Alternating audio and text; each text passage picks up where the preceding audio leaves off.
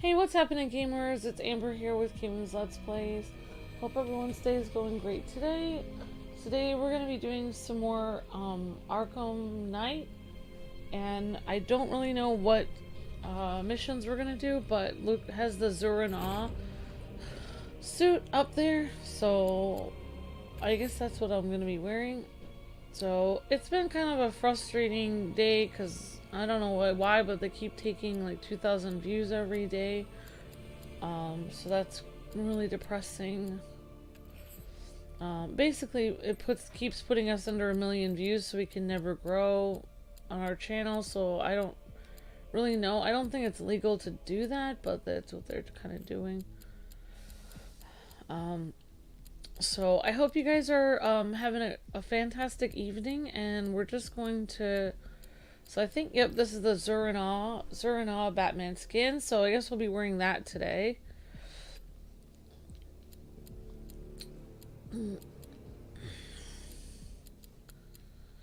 Okay. Alright. Okay, guys, and I don't know where the volume is. So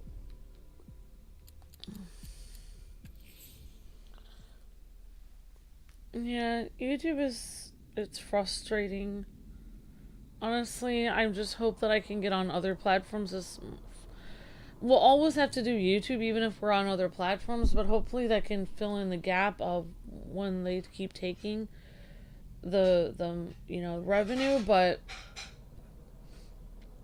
also I hope that going to other platforms would actually get people to go from like Twitch and Rumble and other places and actually come and watch our videos on YouTube, because if we never get over 1,000,000 views, if they keep pushing us down, then our channel can never actually grow past like 500 subscribers, 500,000. So, because they keep taking like 3,000 subscribers every couple months. Every time we earn the subscribers, they keep taking them.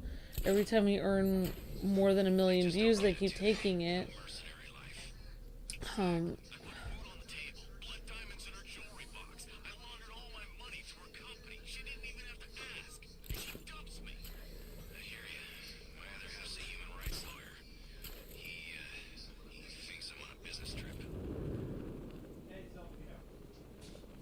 But anyway, so we're in the Zura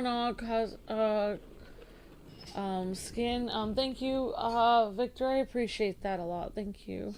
Some freaks chaining up dead bodies. Sounds pretty nasty. Let's go see.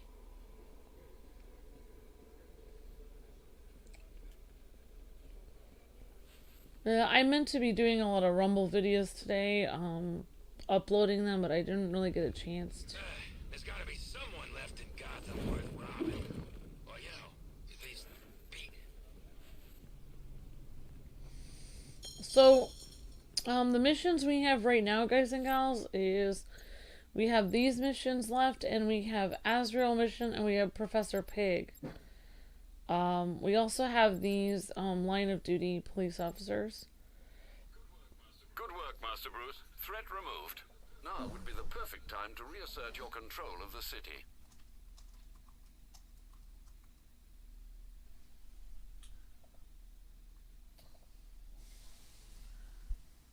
Okay. Alright, thank you, Bowman, for the super chat. Really appreciate that. Thank you so much. Says Batman is wearing McDonald's bat suit. Yep. Oh, thank you, Victor. I appreciate that. Thank you very much for your kind words. Thank you. Thank you, Bowman, for the super chat. Really appreciate that.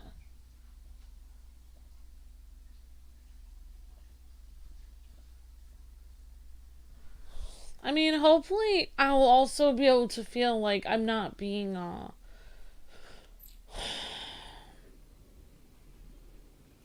like, it... I saw a bunch of Penguin and Harvey's boys working together. I'm telling you, sign of the apocalypse. It's Batman! Get after him! Go! I've been waiting for a shot at you, Batman.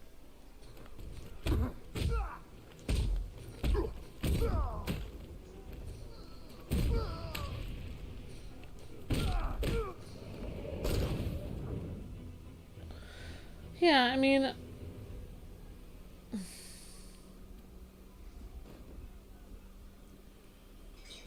It's weird. When I was first on YouTube, I was making the same kind of humor that I'm making now in like 2006, and Luke and I were making the same kind of humor that we're making now, but we weren't like, it was just normal. Like, people thought, oh my gosh, this is so funny and I love your humor and everything.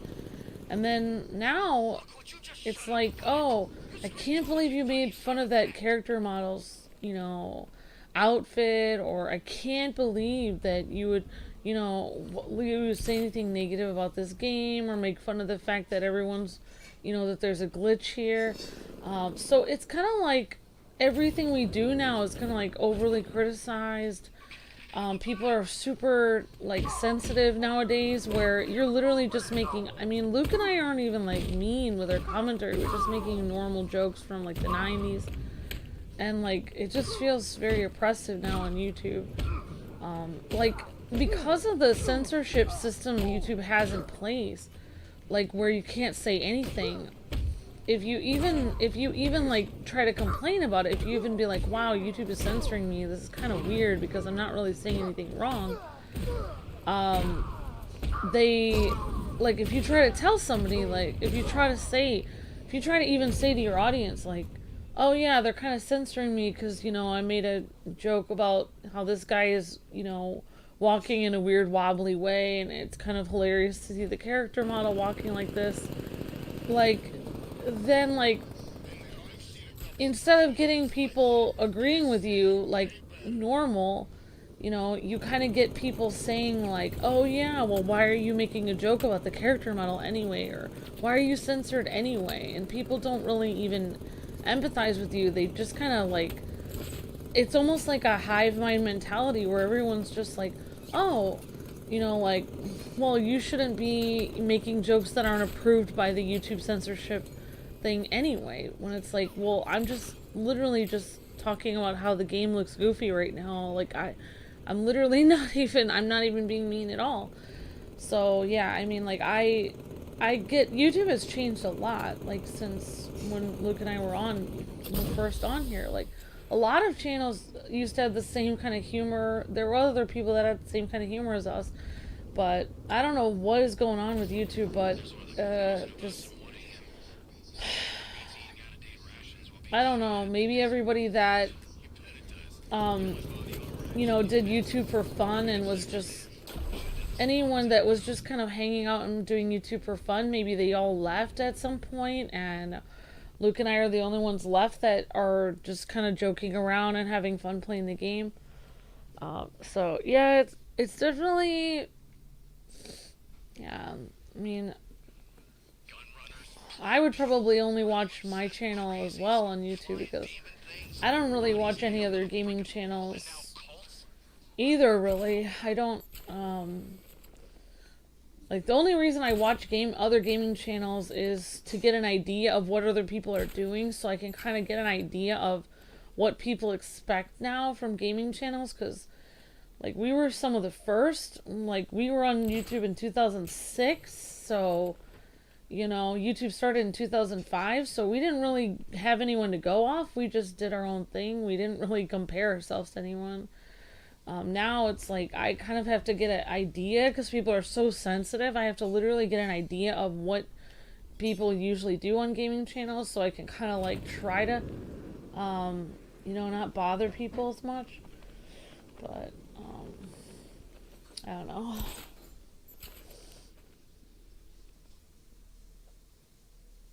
Oh, thank you, Bowman, thank you so much.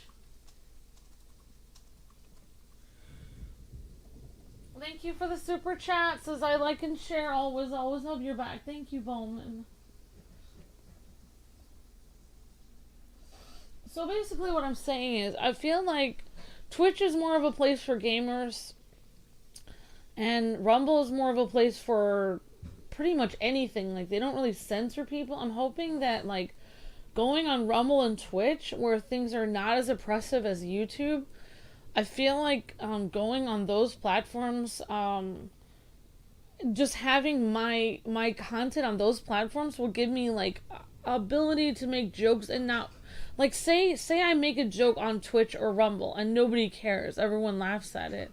And then I make the same joke on YouTube and people are like, how dare you? You know, and literally, it doesn't even have to be an offensive joke. It'd just be like, oh my gosh, look at Batman's cape. It's really messed up. Like, literally anything could be, like, something that people get offended on. It's so stupid. Like, that's why it's so weird to, you know, do commentary on YouTube and people are always angry at you when you're literally not even saying anything mean.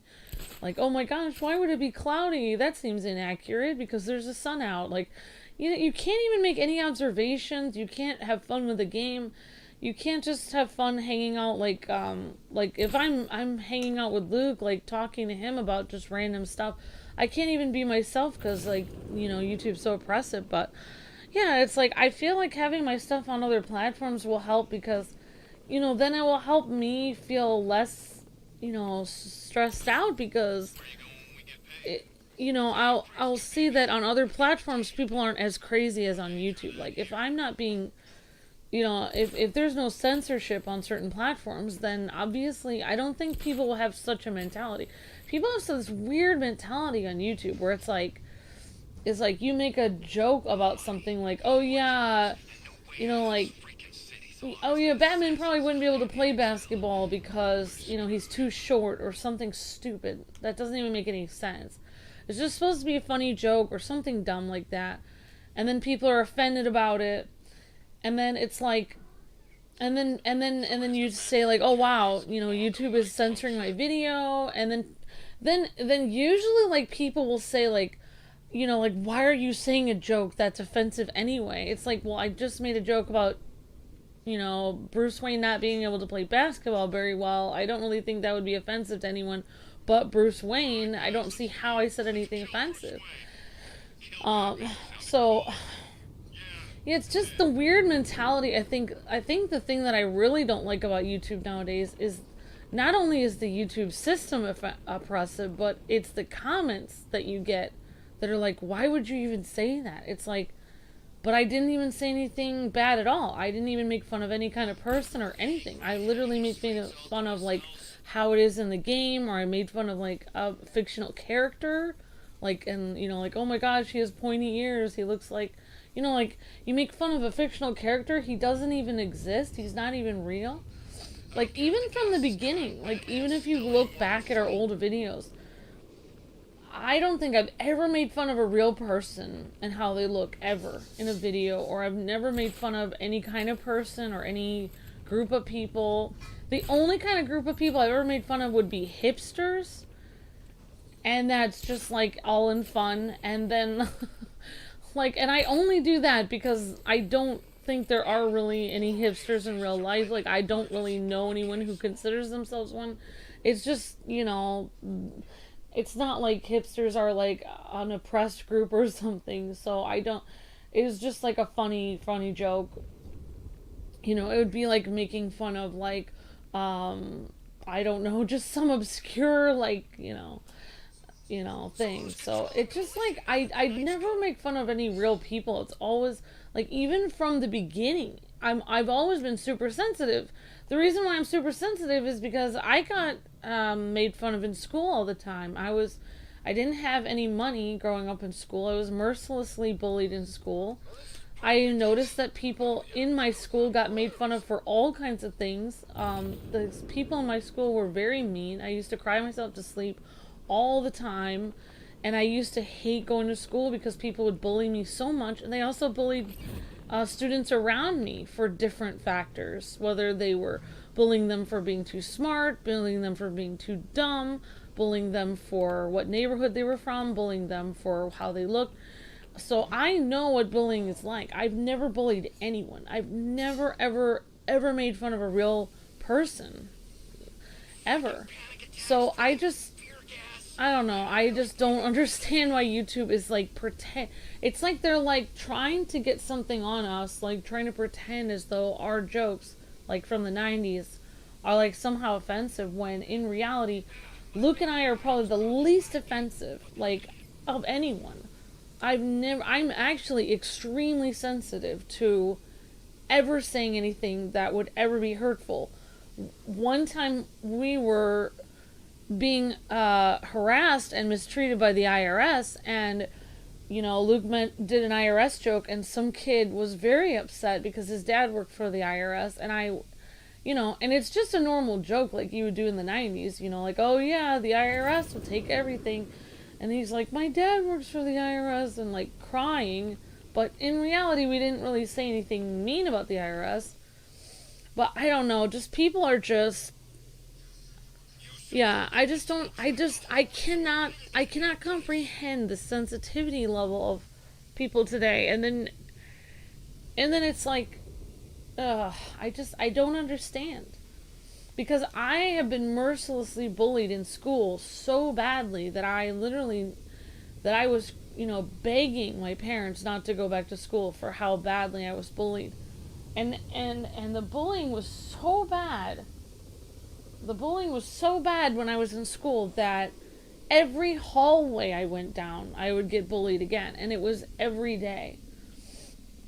And that's how bad it was. And, like, I have, and Luke has endured tremendous bullying as well. So, like, I don't know. I don't know. I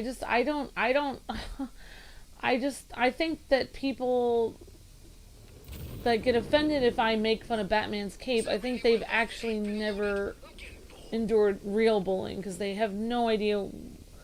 They're just making something up to get offended by, because they've actually never had to actually hear something actually offensive.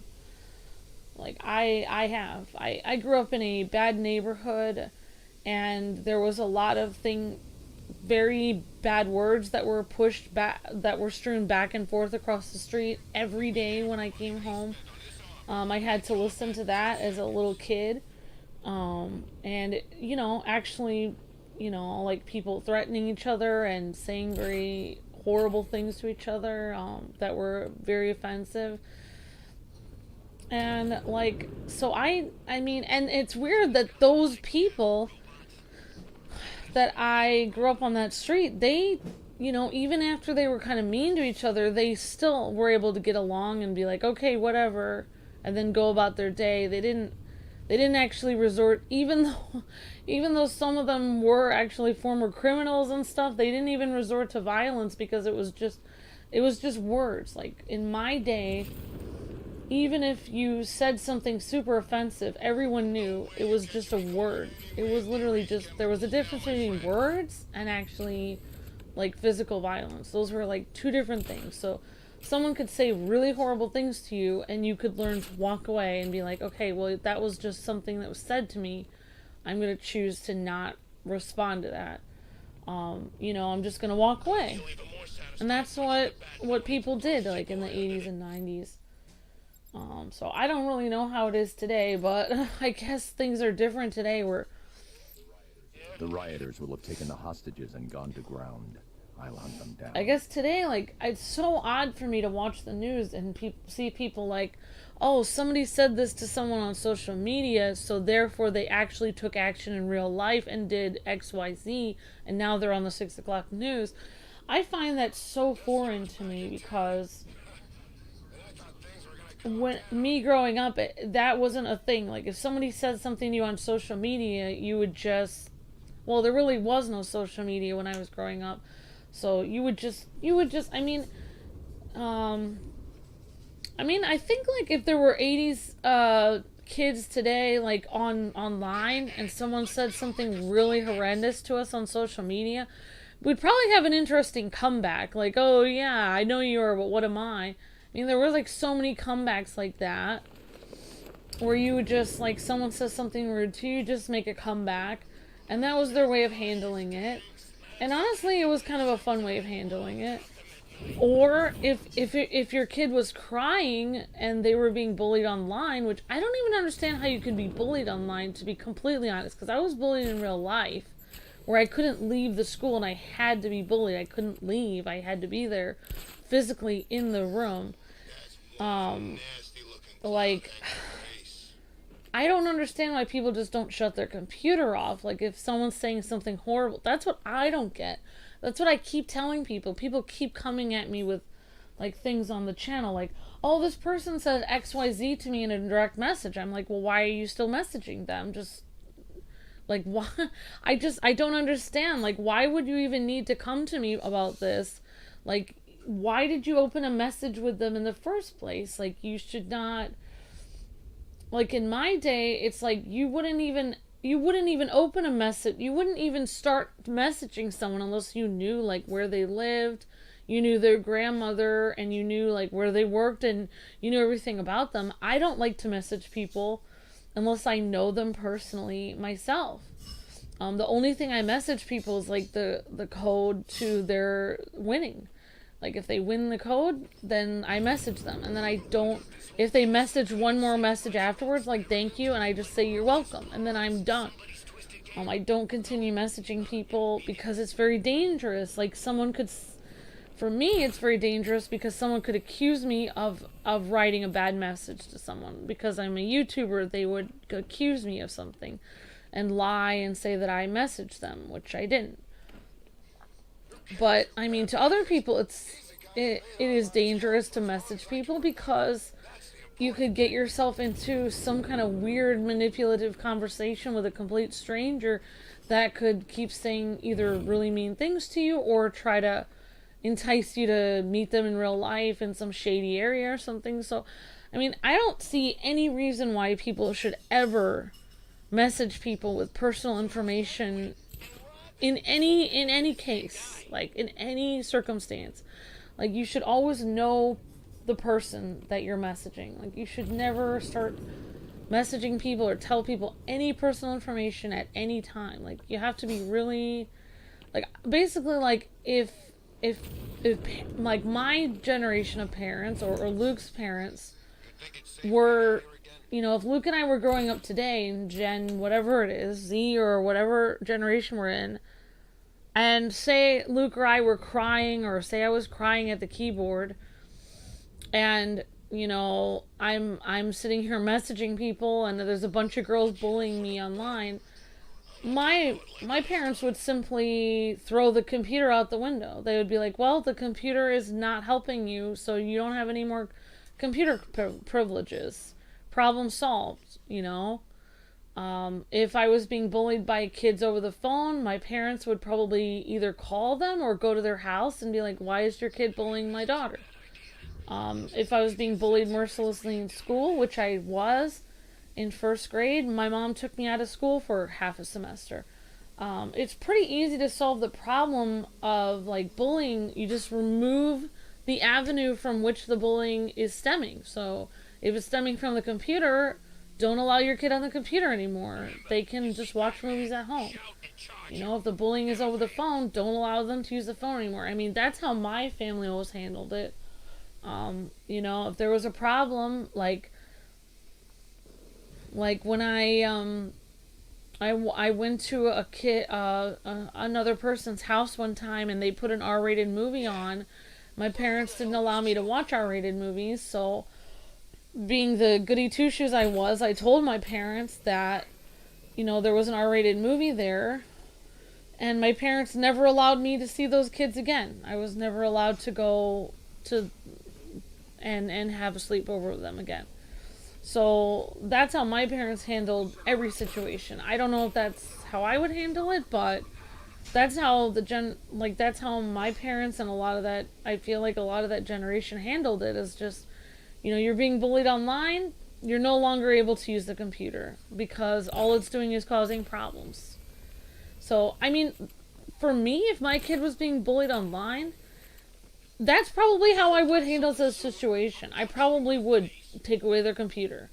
Because they would hate me at first, but in the end, they would like me because all it was doing was causing them problems. You know, it's just literally causing a bunch of jerks to be mean online. So, all right. So I'm just gonna try to put my Batman thing on.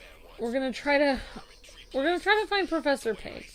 But sorry for my long rant. But Yeah, I don't understand this generation because everything is all about, oh my gosh, somebody said something mean to me online and I can't deal with it and I'm having a mental crisis. It's like, well, you could just turn the computer off though. Like, you don't actually need to respond to everything evil that somebody says to you.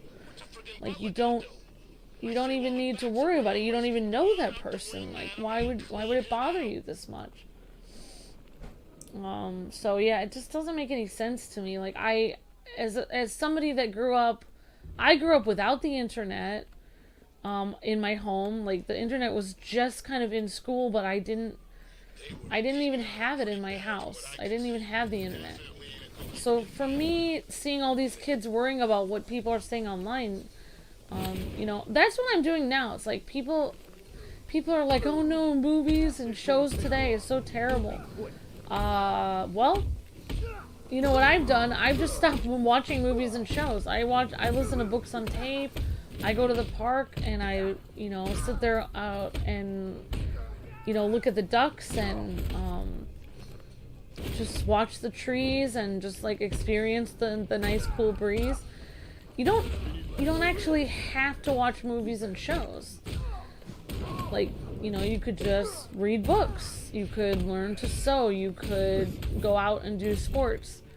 So, I mean, there's so many, you could ride your bike. There's so many things you could do besides watching movies and shows. And there's so many things you could do besides, I mean, you don't actually have to make friends on the internet. You could actually go, you know, to a local park or to a library where there's like where I would meet friends is they would have like library events. Like, bring your pet to the library, or, you know, special book day or something like this. And or craft day at the library. And when I was at the library, that's how I would meet friends. Other people would bring their kids, and I would meet friends there. I was in 4-H, I was in Girl Scouts, I was in everything. That's how I would meet friends. I never met any friends online. So I didn't really need to worry about, like, the whole online thing that everyone worries about today. I never worried about that.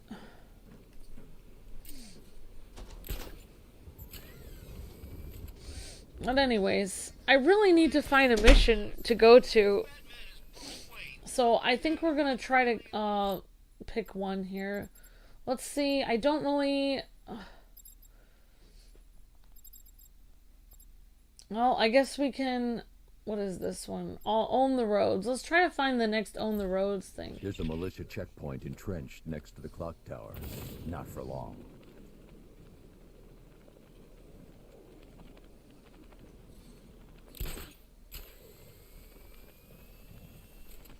Yeah, but I mean, I don't know. A lot of things have changed about the world. Well, it's been a hell of a Halloween. Can't wait till next year.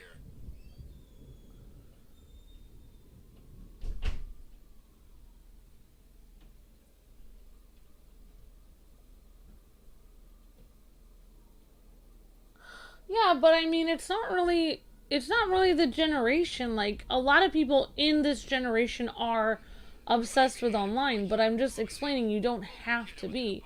It's not like outside has been banned. It's not like going outside and riding your bike has been banned, and it's not like there's an oppressive government telling people no one is allowed to go outside and ride their bike. What I'm saying is, just because you have the internet doesn't mean you need to use it. I mean, I've had the internet since the 90s, and I've had the internet for a long time. I use the internet every day. I work on the internet. But I don't use it to make friends. I don't use it to go online and obsess about things and worry what people say. I'm saying you have to cut yourself off from the internet. I use the internet more than the kids today use it. I am on the internet, and I am in this generation. I'm saying you don't have to. I'm explaining that you do not have to worry about, you know, just like I didn't do a lot of the same things as people from my generation. You don't have to do everything that everyone from your generation is doing. Everyone from my generation was listening to a lot of 90s music. I never listened to 90s music. I didn't have that. A lot of people from my generation watched Power Rangers. I never watched Power Rangers. I'm explaining that you don't have to do everything that people from your generation are doing. You can decide what you want to do on your own. And you can make friends that relate to you. I'm explaining that, you know, if I'm not talking about you guys, like if there's no problem, like if you don't have any problems, then there's no reason to change. I'm not telling you guys to change. I'm explaining for people that are being bullied online. I'm saying that it's not a good idea for them to be online. Like if you can't handle being online and messaging people online, and there's always people taking advantage of you online, you shouldn't really be online. I think people being bullied online, they shouldn't be online. They should just go out and play with their bikes outside. Because it's obviously like causing them so much distress. They should just not use the computer anymore. But that, I mean, you know, there's no reason, because you can meet people right next to you. It doesn't make any sense. Why would you go online and try to make a bunch of online friends just to impress your fellow classmates, just to be like, quote, everyone else? I wasn't like everyone else growing up. I didn't do hardly anything that people in my generation did. You have to learn to be yourself. You can't just do what everyone in your, quote, generation is doing. You can't just follow the crowd like lemmings off a cliff and do what everyone else in your class is doing. Because, you know, most of those people, no offense, but, you know, a lot of people, like with polls and stuff that they take on everything, a lot of people are miserable in their lives. So if you do everything that everyone in your generation is doing, you're probably going to be miserable in your life. You have to choose to do something that makes you happy, and you have to choose to, make a choice, and you have to decide to do something instead of doing what everyone else is doing. You're going to have to start being smart about it and seeing that you don't actually need all these things that your, quote, generation is telling you need. Batman's got a tank? That's cheating. You don't need to go on the internet. You don't need to buy all the latest clothes. You don't need to watch every single show that's online. You don't actually need to do any of that. You're just being told that you need to do because you feel like you need to fit in, but you don't actually have to do that. It's actually not very good for people when they do all that.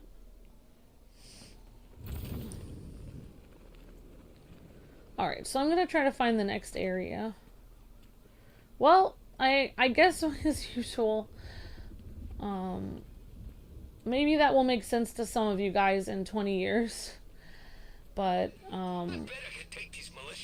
you know, the sooner you find it out, the better it is for you, because it will make you a lot happier in life.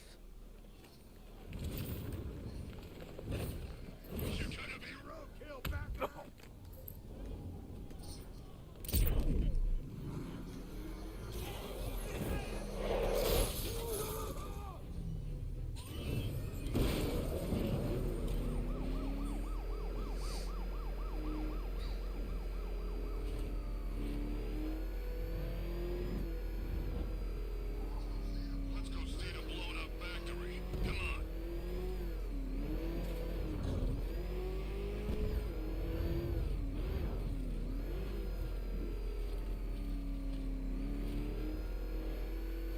Alright, so we're gonna do this next Own the Raods mission. He thinks this car's indestructible. Let's prove him wrong.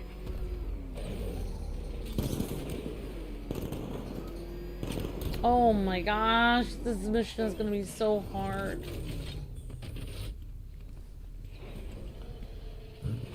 Oh my gosh. Reports placed Quinzel in the northern sector of Bleak Island. They say she came back for the bat. There he is! Get him! I'm gonna have some fun with you, Batman. Smash his face in! Oh my gosh, I'm trying to write a time code, jerks. Yeah, there's no one newer than you. That's right, Alex.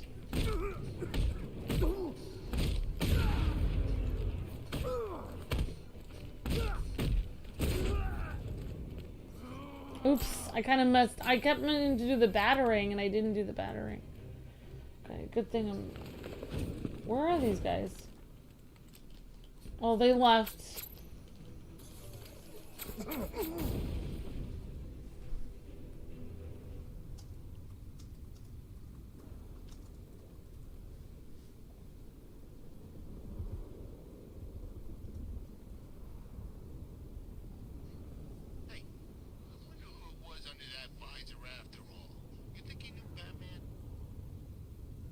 Oh yeah, sorry, that was JR that said that.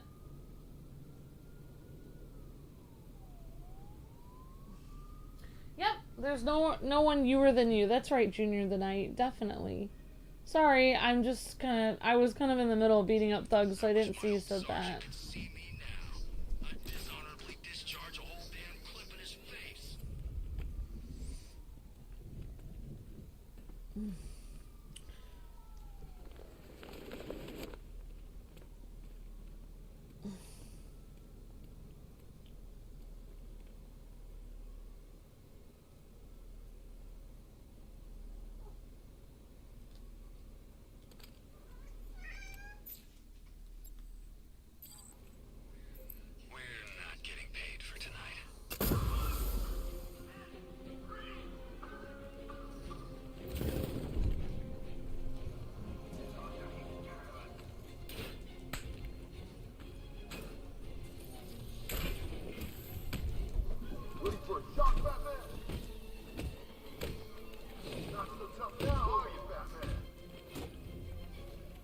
Uh-oh.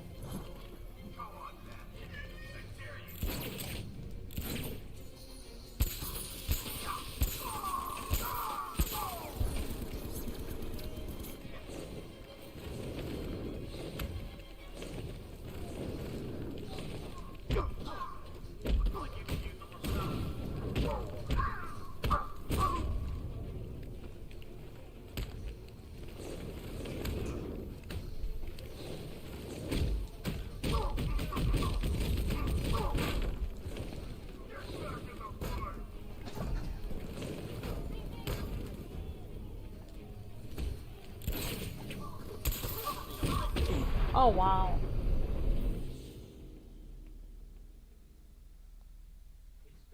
It's been a long rivalry, Bat. But this is the only way it could end.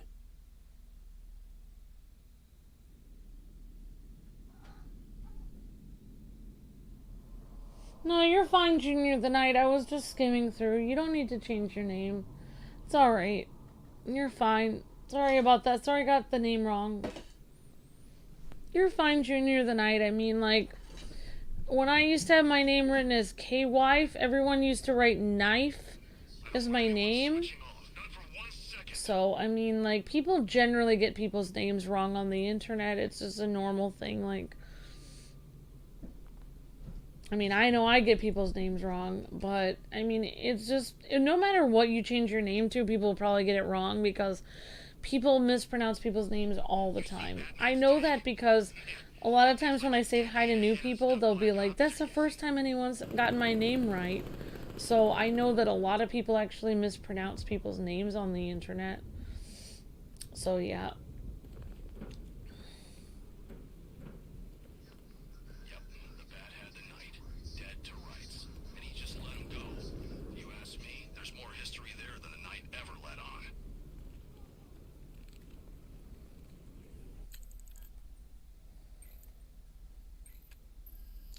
Alright, so... Alright, we already got all of that combat stuff. Let's see if we can get any more of the combat.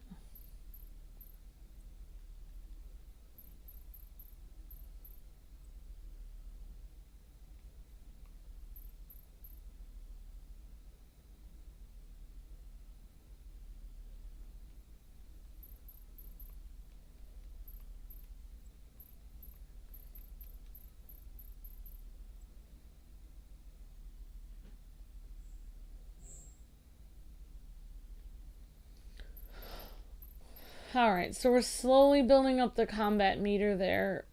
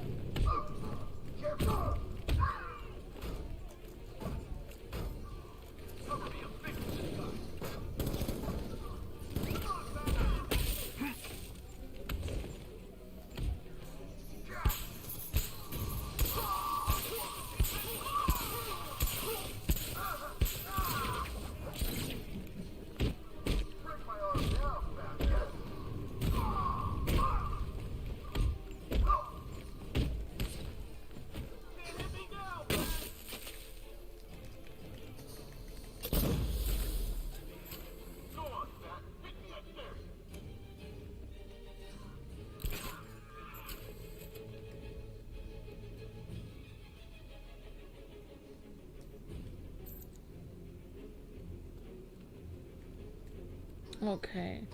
I've actually never gotten this. What's in it for Wayne? Is that car tank tax deductible or something? I don't think you get a tax deductible for this.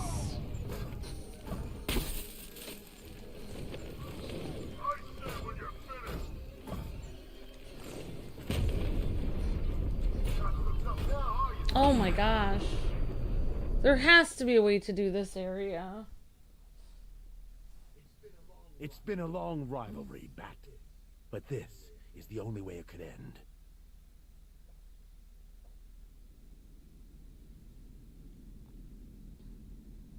Oh, people mispronounce your name and you've been with them since kindergarten? Oh wow, Victor. Mm.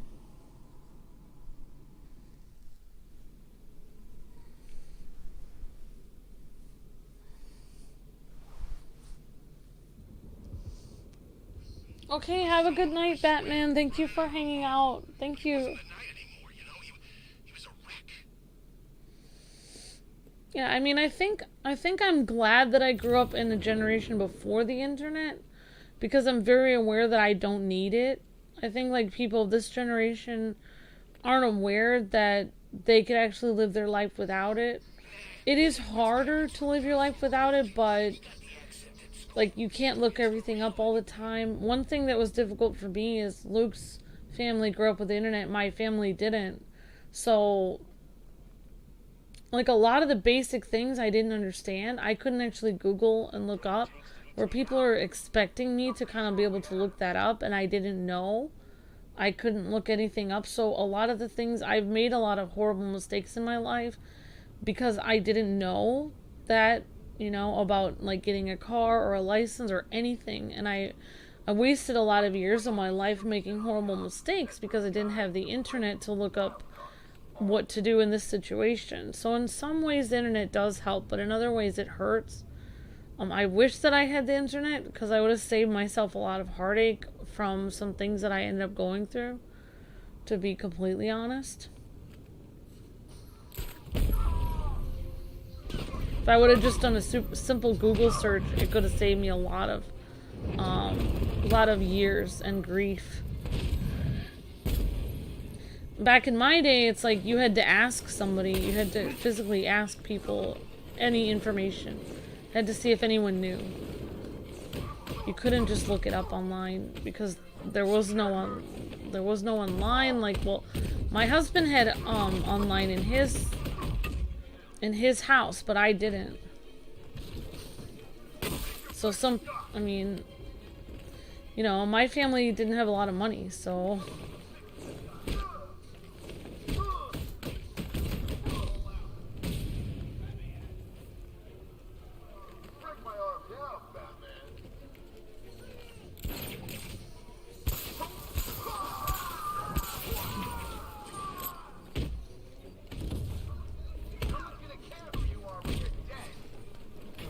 actually, nobody cares about Batman already. Nobody even knows who he is. I mean, people just kind of use him for his money anyways. Like, they don't actually care about him. Only one person cares about Batman. That's Alfred. Nobody actually cares about him for him. They only care about Bruce Wayne's money, really. They don't care about him. Maybe Vicky Vale? Maybe. Maybe Lucius Fox likes him for, you know, as a person. Come on, Batman, hit me!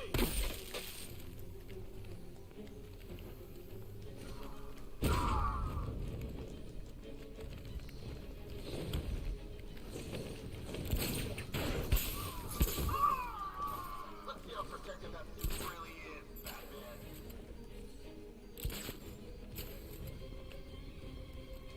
Well, yet again, I cannot seem to do this stupid level.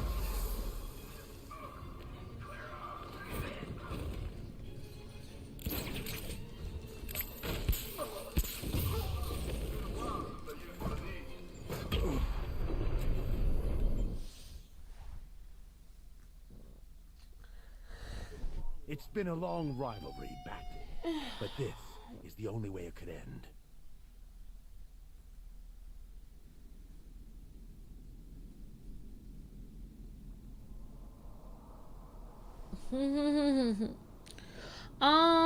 Yeah, I mean, yeah, I guess Talia cares for him, but I mean, she does care for him, but it's kind of like I saw a body chained to a wall earlier. This town's better off covering it. I don't know. It's very difficult to see. Talia cares about him, but she also like say he wasn't a really good fighter and wasn't taking care of Gotham, like she probably wouldn't like him. Like she kind of likes him because he's like because of all the things that he does. You know, it's because he's Batman that she likes him. Like, yeah.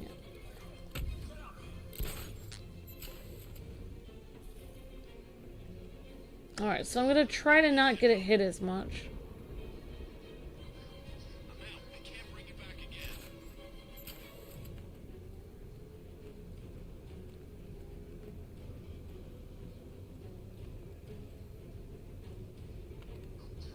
I'm telling you, we should split. What happens if the bad decides to break all our limbs? In case you forgot, we just trashed the emergency room. Oh crap! He's coming after us! Floor it!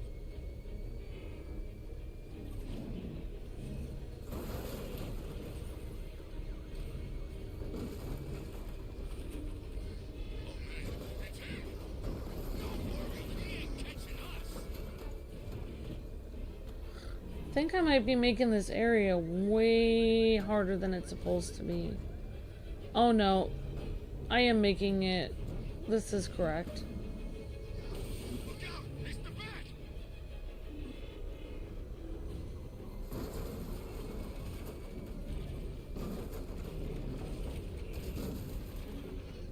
Line up there, all you guys!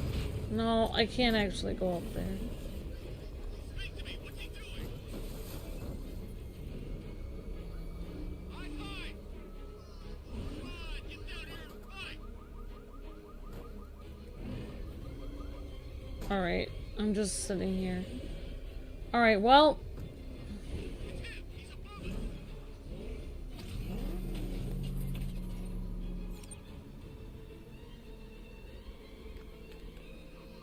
Come on, run! Hide! We'll find you!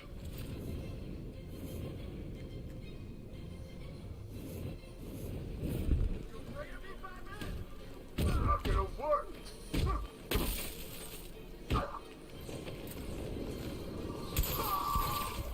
Get a front to the bird, Batman. Alright, one down. Whoops, he's not quite down. That was nothing.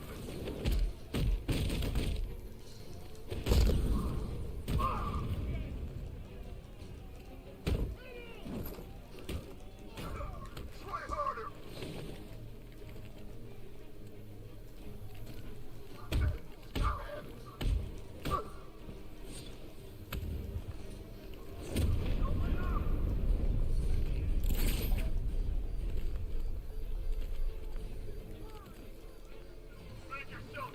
Darn it. Yeah, I guess I'll have to. Maybe I should do the, It's been a long rivalry, Bat. But this is the only way it could end. Well, we were on the ice level last time, so I think I'm gonna do that, because I'm just done with this. I can't. I don't know why I can never seem to do this one in Chinatown. It's super annoying. Yeah, thank you, OH. I was trying to,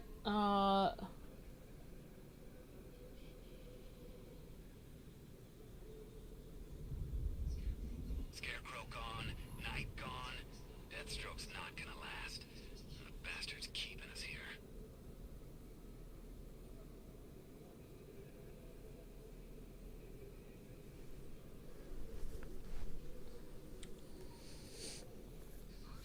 If Arkham's top of the line, then what's the bats? Over the line? On top? well, yeah, thank you, OH. Yeah, I was trying to take out the medic, but I don't know. There he is. Hit him! I'm just done with these people. I'm gonna try the other. I'm gonna try that ice area because I'm done. Okay, this is the ice area that we were at last time. Okay.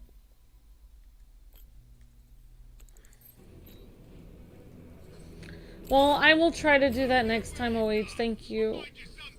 No, guys, I was just responding to the thug said, like, that no one's gonna care who you are anymore. And it's like, but nobody actually cares about Bruce Wayne anyway. He doesn't really have, like, real friends. This is a city. We get to terrorize it. No one else. Like, you can't really have friends if you're working, like, 20 hours a day, like, you know, on the streets of Gotham, like, beating up bad guys. What are you gonna tell your friends, like, when you're hanging out? Like, oh, what did you do today? It's like, oh, I beat a bunch of people to a bloody pulp today and carried them off rooftops and got information out of them. I mean, you're not gonna have friends for that long. Like, who's gonna be your friend when you're, like, when you have, like, such a dark thing that you do every day? I don't think people are gonna be friends with that, man. Hope I seen that two-faced guy up close. Think you let me take a picture?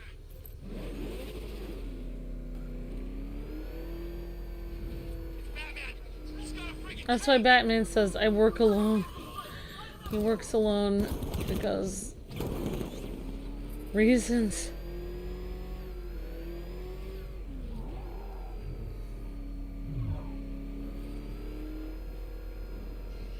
Man, Batman gets unmasked, puts away Scarecrow, and he's still out there. Take a night off already, you playboy vigilante nutcase. Batman's like, I don't take nights off.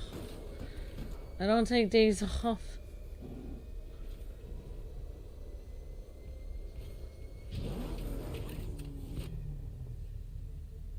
Have I had times in school where my friends have less than the time they speak to me? Yes. It used to bother me a lot, Maverick. I've had that happen to me. You know, This is like Arkham City. We've got the whole damn place to ourselves. it used to bother me a lot. I had that happen to me, and then I always was questioning, why am I not good enough to, you know, for my friends to talk to me or something. You know, the only thing that's missing is if that freak from Metropolis flew in here. I would say that getting older, I realized, like, for instance, there were some people that I really wanted to get to know. My husband's family, for instance. Every time I tried to get to know them, they would kind of, like, back off, and it seemed like I wasn't good enough for them. Like, I was always on the outside looking in. I wasn't good enough for their family, and it kind of reminded me of some of my friends that, you know, had treated me like that in school. You know, like, oh, these are the popular people and I'm not good enough to be around them, kind of thing. Or, like, now they think they're superior to me, and now, you know, I need to prove that I'm cool too, so that they'll invite me over again or whatever. So I felt like the same thing with my husband's family, and I made a horrible mistake in that I did everything I could to make sure that they liked me. And the problem with that was when jerky people see you change your personality or change what you're doing, and they see that you're trying to get them to you to like them, like you're making more of an effort. You're like, oh, okay, I'll, you know, oh, no worries, I can change my plans. I'll hang out with you. Oh, you can't see me tomorrow? No worries, I'll change that, and I'll change my schedule, and, you know, we'll work something out. I can finally hang out with you and stuff. When you change for people that are literally trying to stay away from you, it's kind of interesting. I've seen people that are like entrepreneurs, and I follow a lot of their blogs online, and they have a lot of wise words that I feel like I would have wished I would have known in high school. And some of what they have to say is that when somebody tries to avoid you, don't pursue them. Don't go after them. Don't Do not try to get them to like you again, because generally when someone tries to avoid you, they have changed their opinion about you in a way that, like you may think like, oh, you're just falling away, and like they always do this thing in school where they're like, well, we just stopped talking very much and we just kind of fell out of touch. But I don't really believe that people do that. I don't believe that people fall out of touch. I think it's always purposeful. I think when people have the opportunity to call you or to come over and you're saying, hey, I'm available, and they just never are, or you try to talk to them in school and they're always talking to somebody else, they can obviously see you out of their corner of their eye. They're choosing not to talk to you while they're in school. They're in another group of friends. They're talking to somebody else. They're making it appear as though it's not purposeful, but I believe it always is. And when you have these weird feelings, like thinking like this person is moving away from you, it feels like they're slowly moving away from you. It's not in your head. It's not in your head, because you have to understand that most people, when they're in high school, they become very jaded. Like if you play video games and you kind of hang out and just have fun, and you're a normal person, you're kind, you know, and you have fun, you know, like a lot of the people in my chat are very sweet and kind, like, and genuine people. There's a sizable deployment of militia troops Oh. aboard the boat. I have a feeling they'll object to your presence. I'll win them over. A lot of people in this life are not genuine and good. Like we're on guard duty, boys. Like- Frosty. Like What? Nothing, sir. It's just, you know, you said Frosty and there's all this ice. Do you want to remain a part of this special ops group, soldier? Or would you rather be manning a watchtower like a regular schmuck? No, sir. Shut the hell up. That goes for all of you. Shut up and stay sharp. I mean, this is my personal opinion, and like you can take it with a grain of salt, but I have found in my actual life that when I feel like someone is moving away from me, it is not a mistake. It is not just happen. For instance, I'll tell you, like my best friend in high school, like a lot, and also like for instance, like some of our ex-fans, for instance, like they were kind of moving away from us, and then lo and behold, I found out that they were making a hate group about us and asking people to stop subscribing to our channel. So it wasn't in my head that they were moving away from me. They were moving away from me because they were doing something evil towards me. I found out with my in-laws that they were kind of moving away towards me because they were talking behind my back and saying horrible things about me, and they had horrible things to say about me and my family and my husband. And with my best friend, she was moving away. She started moving towards me. She lied and she said that she dropped her phone in the ocean when it was my, my wedding. And she said she randomly couldn't even respond about coming to my wedding. She said she dropped her phone in the ocean and for like 7 years never called me back, and she was my best friend. Lo and behold, she already had problems with me much before then. She didn't like me for certain things. She had already started to basically talk to other people and think of me in a bad way and think evil things about me. So I would say the best thing you can do when somebody starts moving away from you is assume that they have done something, that they have somehow either decided in their heart something mean about you. Either they become jealous of you, they've heard a rumor about you that they don't like, or they have decided that they're angry that you have everything and they don't have anything, and they've begun to like secretly hate you. Because, and you don't have to take my advice, like I could be wrong, but every single time someone has moved away from me, and like, I'm not talking about move physically, I mean started not talking to me, every single time it has been because of a very bad reason. Like on their part, like they started thinking something horrible about me and started talking about behind my back and started being mean to me without me knowing it. And then I noticed they were moving away from me, And then I realize whenever I've tried to get them to come back, then they think like, oh, Amber is a gullible idiot. I'm going to mess with her now and hurt her even more. So this is just my personal opinion. If your friend is moving away from you, I would stay as far away from your friend as possible, because I do not think that you can move away from someone gradually without some kind of intention to do so. I do not believe human beings can do that. And I think that in high school, a lot of people decide if they're going to be good or evil for the rest of their life. And a lot of people choose evil. And a lot of the kids on my channel that watch our videos that just like having fun and talking about Batman and stuff, they choose good. Because you can choose to be a normal person that is genuine and wants to be friends with everyone and wants everyone to be happy. Or you can be 90% of the world, which is very jaded, very cruel, very manipulative, and evil. And a lot of people choose to become evil in high school. And that's just my personal opinion, but it may seem like a jaded way to look at the world, but I have found this is the reality. And so I would not. You could either confront them and be like, why are you not talking to me, and try to figure it out, or I would just completely, if they're not making time for you, I would completely just be like, you know what, I don't need them, I'm gonna find other friends. And that's what I would do personally.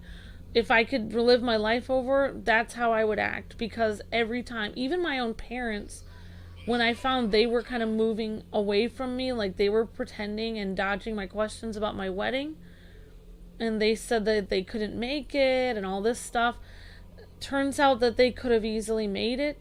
But, and that's how people are. And the same with my in-laws. They did stuff like that to me as well. So, I would just, that's my personal opinion from being hurt by many, many people. I would stay away from, if they start, because it's very manipulative for your friend to gradually move away from you.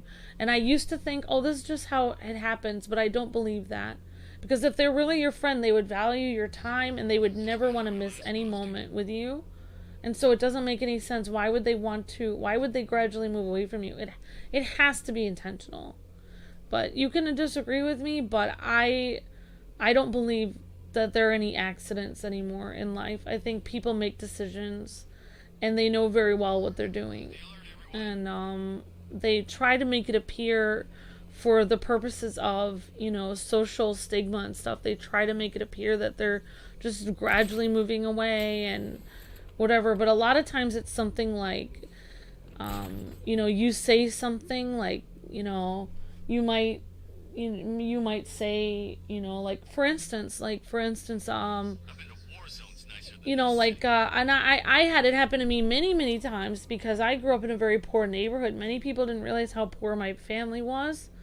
And so they would make friends with me, and then they would end up seeing my house, which was all run down in a really bad neighborhood. And then they would gradually start moving away from me, meaning they made friends with me, and then they found out where I lived, and then I wasn't good enough for them anymore. So I've experienced this over and over and over again. I experience it with my job. People make friends with me, that I know, other women or girls my age, and then they find out that I work on YouTube, and they see that as like a losery thing to do, and they don't want to talk to me anymore. So it's, it happens to me quite frequently.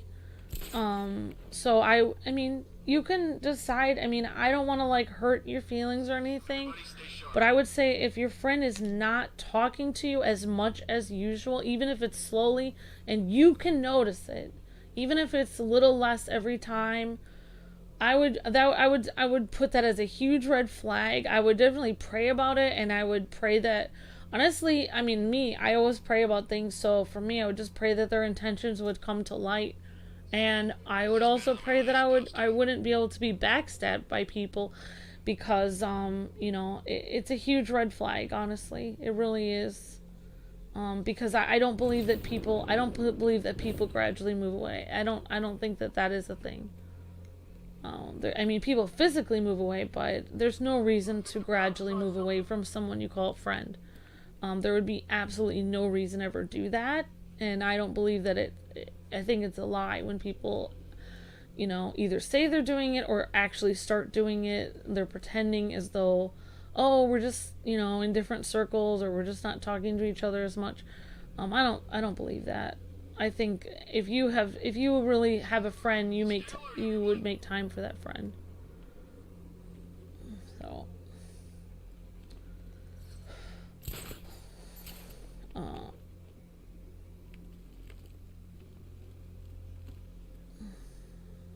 okay.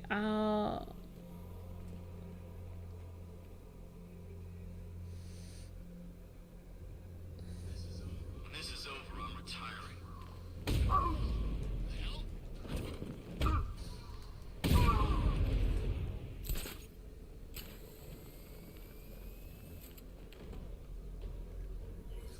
You think you can beat these men? They've got a real commander now.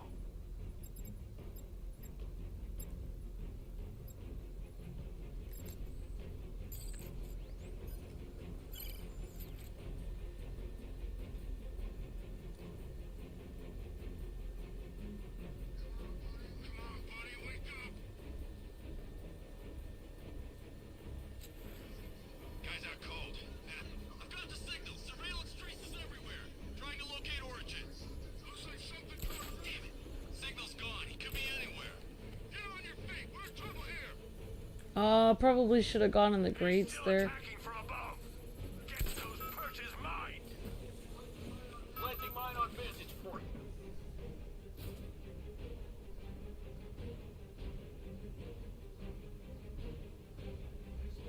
It's been a long night, Batman.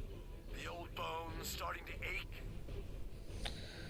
I mean, I'll tell you guys something interesting. I grew up in a pretty bad neighborhood, so I had friends that would be pretty, like, I would say friends that were pretty mean to me.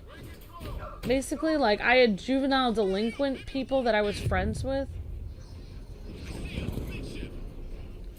They were literally people that went to juvie that I was friends with, because those were the people on my street. I was on a bad street. There was a ton of crime, and those were the girls that were on my bus.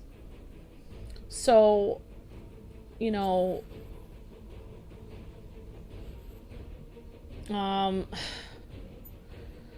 so I would have girls that would tell me to shut up a lot, and they probably weren't the best friends to have, but I did stick with them as my friends. It started. He's picking us off. We knew he was here. How'd this happen? So I mean, I know, like, you can have people that are, like, your friends aren't going to be perfect, you know, like, you don't have to have perfect friends, but you shouldn't have a friend that, you know, and I still consider those people as some of my best friends, even though they weren't the nicest all the time. They didn't really know how to be nice, to be completely honest. They were kind of like, had bad families and stuff like that, and they weren't really ever told I love you or anything. So it kind of makes sense that they weren't very nice. So, I mean, not everyone is going to be completely nice to you all the time, but if you have people that are kind of like thinking of themselves as better than you, or like that you're not worth anything, or they don't want to be your friend, like they're moving slowly away from you in a weird manipulative way, like, oh, I'm not going to talk to this person, like they're not saying it, but they're not talking to you as much, that would be what I would worry about. You know, yeah, if you have friends that are constantly being mean to you, where you're crying and it hurts you a lot, I'll tell you one thing, like, I had a group of friends growing up, like I said, that they were literally juvenile delinquents that were my friends. And, you know, they got detention all the time. They were in huge trouble. And they were, you know, I don't know, some of them may have even become criminals at some point. I don't know. But I will say that when I was made fun of by the snobby rich kids in my school, my kids from my side of the street stood up for me. There was several times in my life where I almost died because people were coming after us on the when I was walking home from school in a very dangerous neighborhood. They actually stood up for me and possibly saved my life a few times. So, you know, so I saw that as, you know, I saw that as meaning like, okay, maybe they didn't always say the right things to me, but they were pretty loyal friends. So, I mean, so it all depends. I mean, nobody's gonna be perfect friend. Like, most people have problems. Like, nobody is a perfect human being. So, like, you know, like, if it's really bothering you and, you know, your friends are being really mean to you, you know, you have two choices. You could try to find better friends, but you might not find better friends, to be completely honest, because a lot of people are mean in this world. Like, even your own friends are probably going to say mean things sometimes because, I don't know, people just are, you know, people are sinful. People just don't do the right thing all the time. So, you know, for me, like, a lot of people convinced me, for instance, that my family was bad because of, you know, like, certain things, and I found out that the family that convinced me of that was 1,000 times worse. So, you know, you may think like, oh, my friends aren't very good because, you know, they're kind of mean to me and stuff. But, you know, if, you know, you may want to just be thankful for the friends you have, because, you know, you may find a group of friends that are even worse. I'm not trying to be like that, so, I mean, but yeah, I would say if somebody is trying to, but if somebody that was your friend is physically trying to not talk to you, I would not pursue them, because most likely they'll see you as like a joke. Like, if you try to come after them, or like they're at the point where they don't respect you anymore, really. If they respected you, they would keep talking to you. So, I mean, yeah. That's one thing I've learned in life, is that, like, The Batman's favorite trick. Careful beneath those vantage points. Mind oh, them. Planting mine on vantage point. No!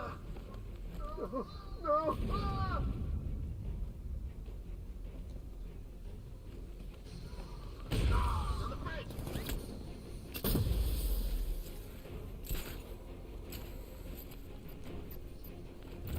oh my gosh.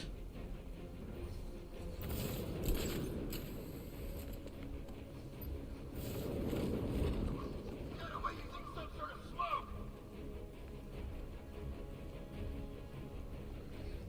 I'll get him down. Checking on man down.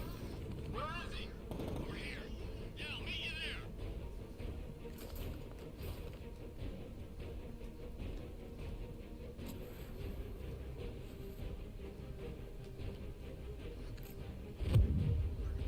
Target spotted, rear deck. He's still attacking from above. Get those perches mine. Planting mine on vantage point. Target's mobile. Move on my location. Get ready to burn, Batman. Deploy charge. 3, 2,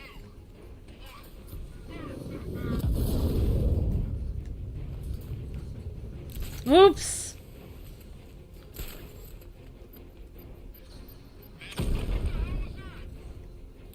I'm not doing well on this.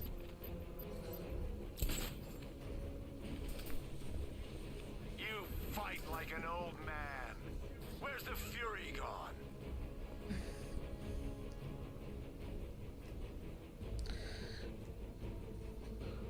Ah! Coordinate, where are you?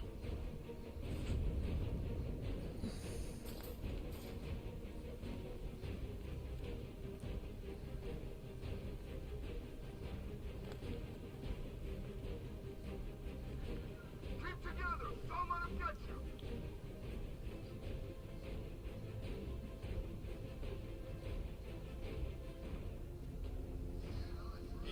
Well,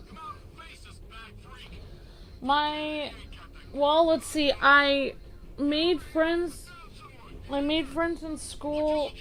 Almost every friend that I made in school moved away when I was younger. I moved a lot as a little girl. I was actually, believe it or not, I was the most popular girl in my class when I was 5 years old. Everyone knew me, and every year I would wear like a pretty pink, like poofy dress for my birthday. I was basically almost like the princess of my town. Like everyone came to my birthday party. Everyone wanted to be my friend. I was like the most popular girl in school. In my town, actually. I was singing in the, I was always singing lead in the church choir. Everyone knew my dad. Then my family moved to another town to get closer to my grandparents. So basically, when I moved to the new town, I was the least popular person in school. The town was a mean place. It didn't have kind people in it. It was a lot of snobby people that were cruel. And everyone made fun of me. I hated school. I cried myself to sleep. It was night and day difference. And everyone made fun of me for my clothes.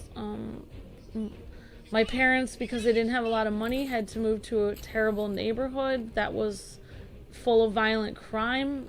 Kitty corner from my house. I used to live in a beautiful like farmhouse in a really idyllic city, and my dad was the really beloved pastor there, and everyone always came to my house all the time. And I remember being happy all the time. And then when we moved, my best friend from where I lived, I gave her my special bear, my Fozzie bear, because I liked Fozzie the bear from the Muppets. And so it was like my favorite toy, and I gave it to her. And she gave me one of her dresses, and I remember that was green and white. And we moved to the other town, and I was suddenly the most hated person in the town. Like, everyone made fun of me. My parents couldn't afford any clothes. My parents had to go to the place.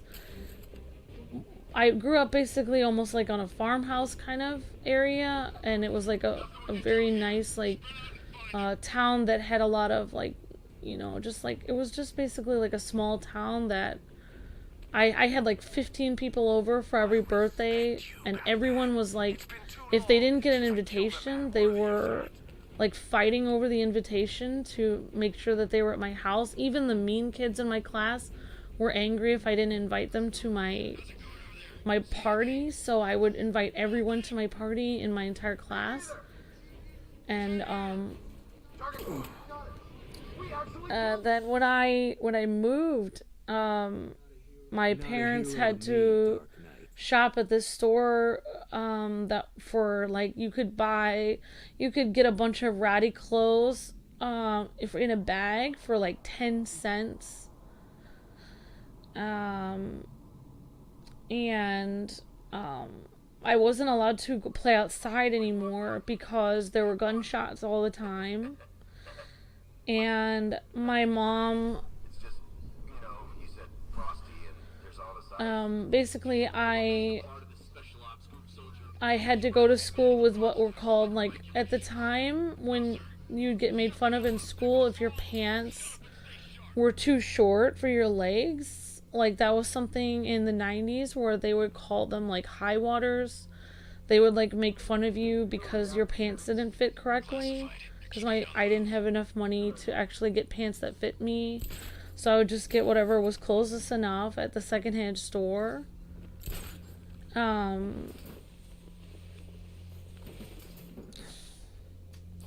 And so I would mercilessly get made fun of every hallway I went to, where people would just point and laugh and say high waters. They would also mention that my clothes, like sometimes some of my clothes,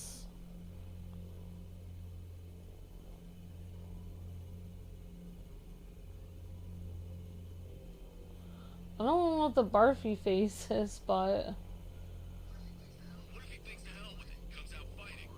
Don't worry, we got enough men here to deal with that. I hope you're right, man. oh yeah, and I would, oh, thank you, Isaac. Yeah, so I would go, my clothes, some of them had holes in them, and I didn't have anything else to wear. I used to cry to my mom and beg her to get me clothes that were better, but my mom would say that my clothes were fine and that there was no problem, even though I could clearly see that there were holes in my clothes, and I was really embarrassed, and I wasn't allowed to actually do the laundry at my house, so I couldn't actually help myself get better clothes. I was also not allowed to have a job. My mom wouldn't allow me to have a job, except for I begged her, and I was allowed to have a job in the summer, but I could only do that so I could get a pool pass for the summer. My job was to work at the park district, and I had to work all summer, and all I got for it was no money, but I got a pool pass. Every hallway that I was in, people would point. This was before Columbine happened, so every hallway that I was in, as soon as I moved, basically I used to get beautiful dresses sent to me by my grandmother when I lived further away, and then when I moved closer to my grandma, she never sent me pretty dresses anymore or nice clothes. So it was almost like my grandma felt bad that I was far away, so she got me nice things. But when I moved closer, I never had any nice clothes. I just had really ratty clothes. And my grandmother kind of treated my family like they weren't good enough for her, because I remember mowing my grandma's extremely large, when I was just like a little kid, mowing her entire backyard that was probably it must have been, now that I'm thinking of it, it must have been probably 100 by 30 feet. She had 2 backyards and a front yard. And the front yard was about 50 by 20 feet. So 100 by 30 feet, 50 by 20 feet, probably was 150 feet by 20 feet. It was a huge backyard. I remember I mowed the whole thing. I was sweating. It took me 6 hours as a little kid to mow that. And she gave me $3 for that. And she wrote me a check. And I was able to get one $3 t-shirt at Farm and Fleet. And the rest of my clothes were just 10-cent clothes that my mom got at the bin, where a lot of those clothes had ratty stuff in them. Some of them had I don't even want to talk about it because it's so embarrassing, but some of them had sweat stains from somebody else, and I wasn't allowed to do the laundry. I asked to do the laundry. I asked to do all kinds of things. I wasn't allowed to do any of it. My mom said I had to concentrate on school all the time.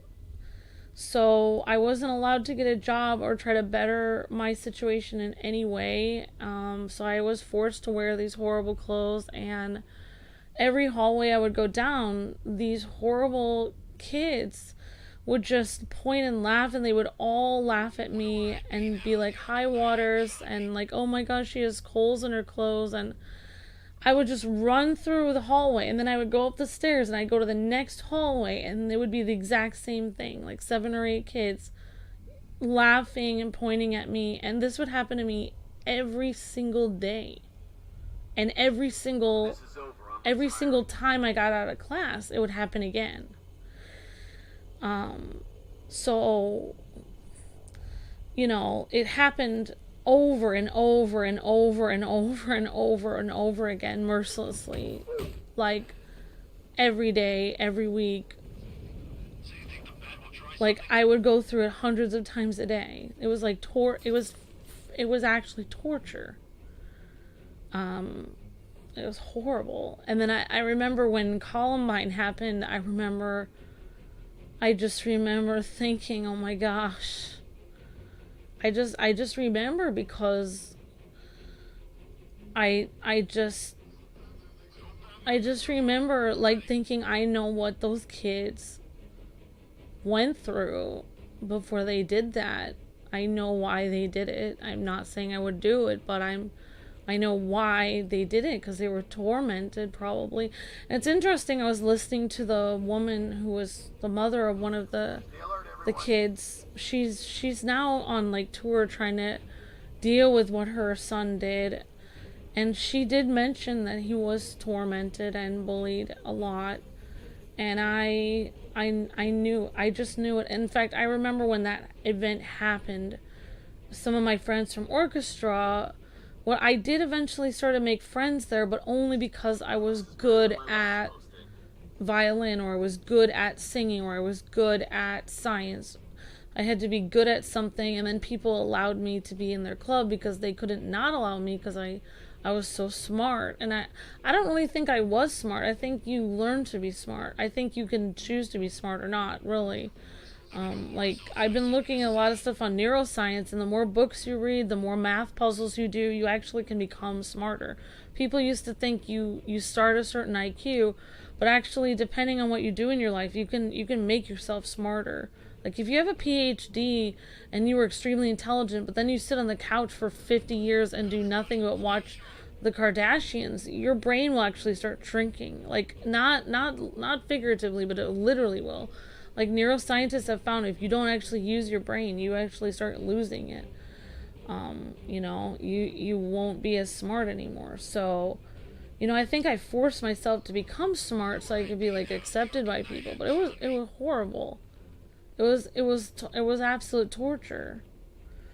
But I mean, it was horrible. And I remembered being the most popular girl in school and everyone loving me. Just like a year before that, you know, like, and then everyone hated me.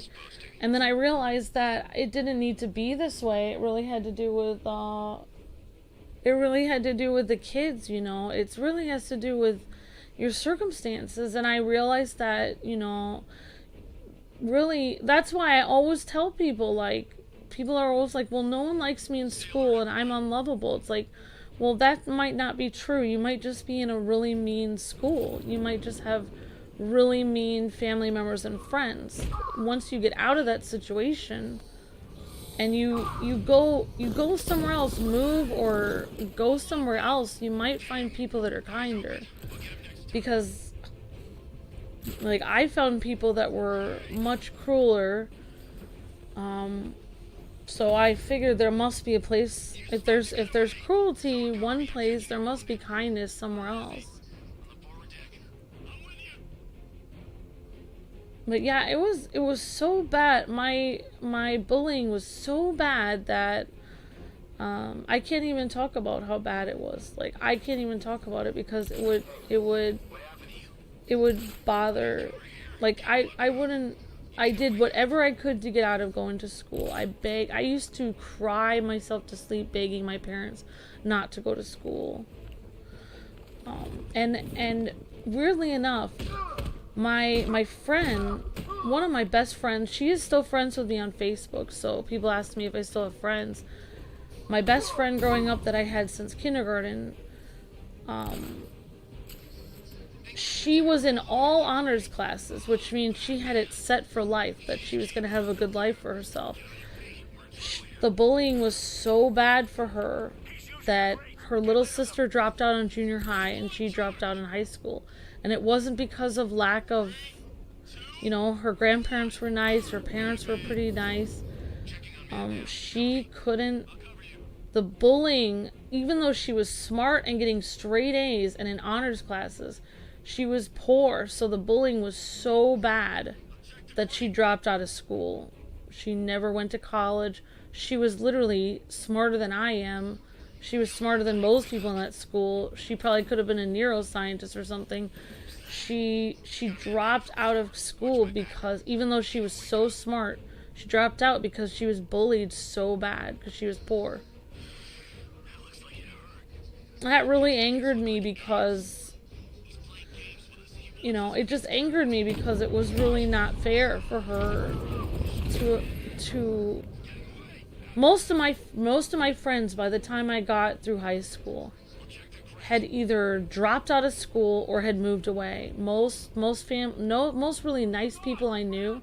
I met this girl one time at like a party for like something. I think we were at like a party for school or something, and I was like, I really was hitting it off with her, and we were becoming really good friends, and she's like, oh, by the way, I'm moving in a week.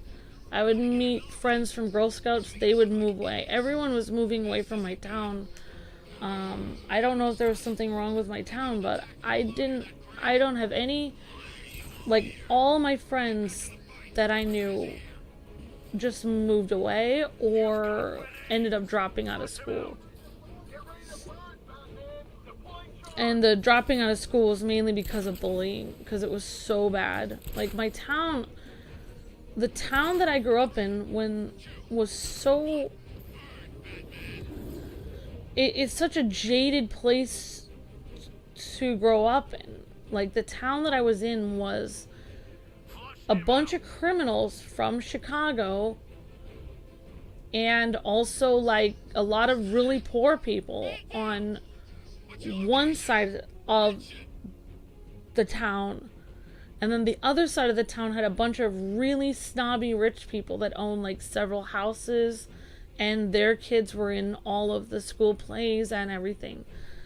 My family lived on the poor side of town, where I'd hear gunshots all the time, and then my mother expected me to be in all the school plays and everything. So I tried my best. I mean, I was in every single thing. But it was very hard for me because I actually remember when my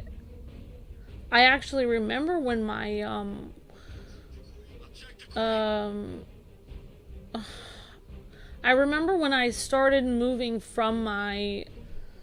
I only made friends with people from... all my friends were poor. I didn't make any rich friends at all because even though my mom grew up rich, her dad was a doctor. Every single friend that I made was poor. Every single one. Basically, I can tell you guys, I mean, it's not very interesting, but I can tell you guys how I made friends in school. Basically, like, so I was at my new town where there's like gunshots everywhere and pit bulls everywhere and people screaming expletives all the time. People kind of almost getting into fights and stuff like that, and it's very scary. People's houses being robbed, people threatening people. I used to have to walk through. There was like a gang of really big guys all in like the same color t-shirt. They would literally congregate on my lawn, in front of my house. I would have to walk through them to get to my house to come home. I would have to walk around them or walk through them and hope they didn't kill me, like every day when I came home. So I don't know, I find it odd that people are always like kind of talking about how sensitive they are to me saying that I'm a mean person online when they have no idea what I've been through. Like, they have no clue they don't even know what mean is. Weirdly enough, my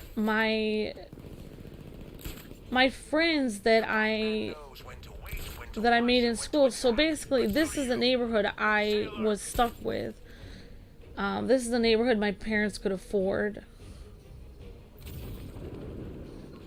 And Luke lived a couple blocks down the street, so his neighborhood wasn't that much better. He lived in a little bit nicer neighborhood, but it wasn't too much better. He didn't live in a nice block either. His dad was a pastor, and pastors didn't make a lot of money. But I lived in a really bad neighborhood, but if I had lived a few blocks further left, I would have been in a neighborhood where I probably would have ended up getting killed at some point. So I knew which way I was allowed to walk. And I used to have nightmares about it daily. Like, if I walked into the wrong neighborhood, I could easily have gotten killed if I walked 2 blocks left. I could have gotten shot, and there's nothing that nobody would have done anything about it. I would have just randomly gotten killed.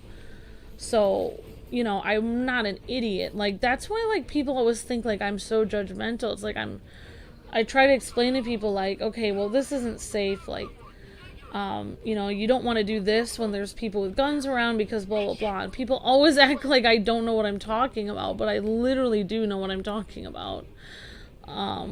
So, yeah. Oh, thank you, Bowman. They're very sweet. When I get my hands on that freak, I'm gonna break his limbs one at a time. Not if I get there first. Hear that, Batman? We're gonna destroy you. Nothing we can do for him. We spread out, get revenge. Let's see if the guy he took out is okay. Good idea.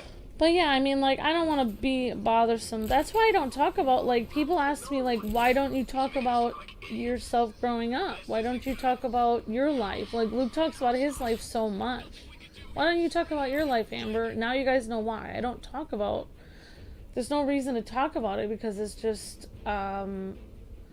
like, when you have a childhood that's, like, R-rated, then you don't really want to discuss it, you know, you don't want to talk about it. It's not really, you can't think of anything within that childhood that would actually be appropriate to talk about. I mean, not everyone has a perfect life, you know.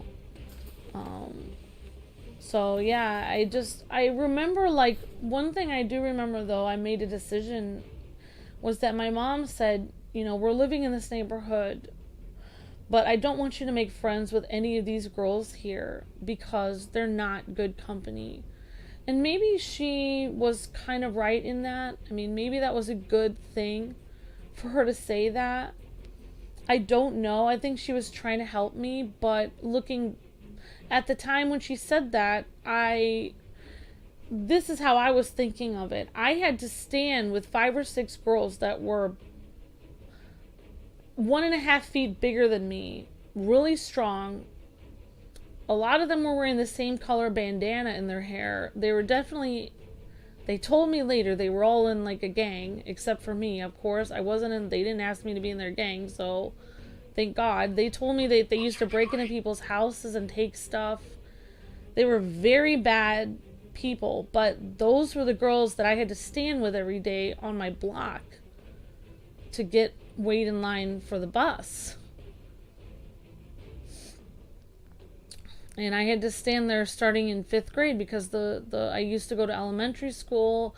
I think I used to go on a different bus or something like that. I don't remember. Maybe I did stand on there in that place for elementary school. I don't know, but I know definitely 5th grade through high school I had to stand with those girls.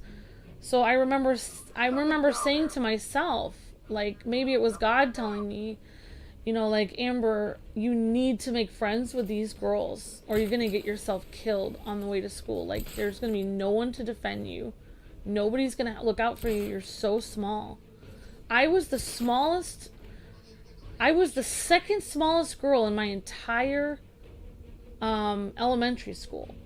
All the way from, you know, everyone, like when I was in like 2nd grade or actually even 4th grade, I was the second smallest girl in the entire school.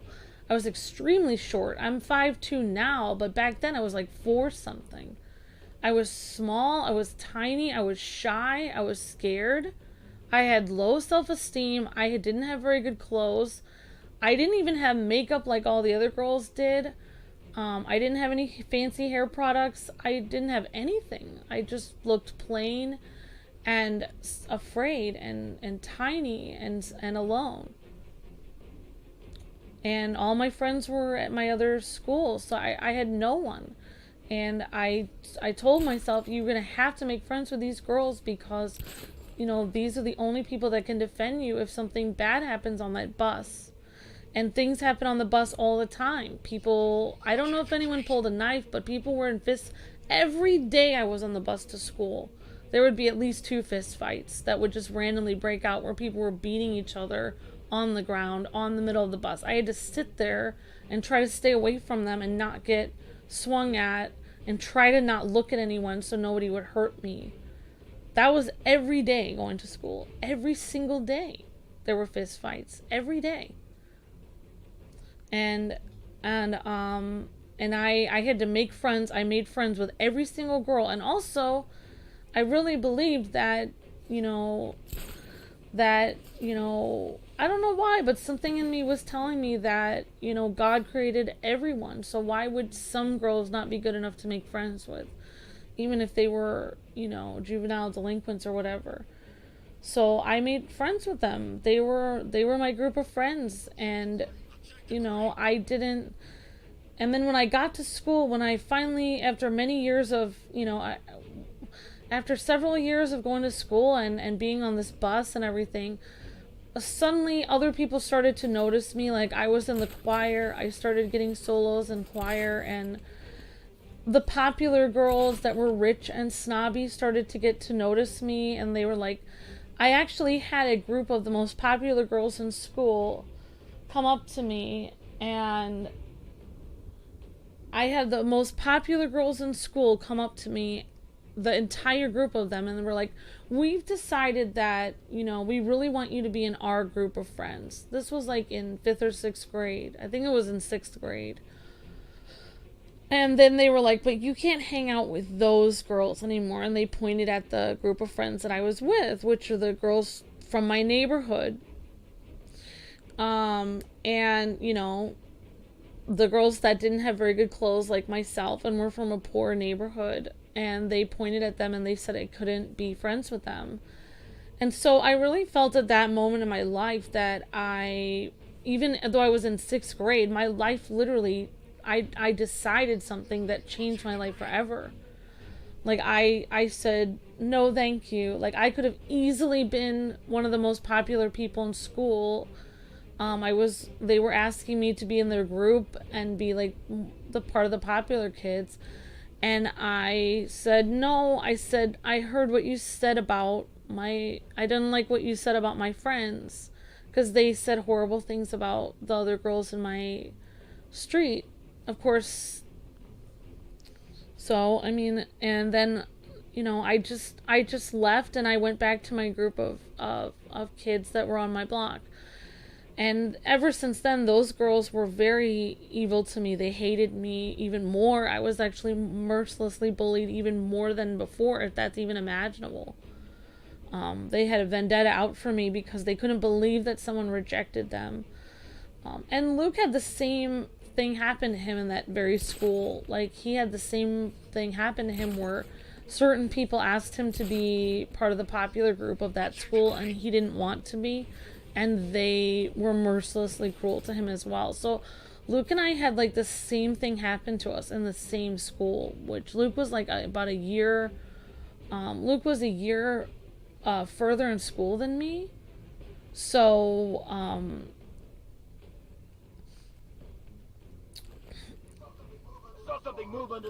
so yeah, I actually went to the same school as Luke.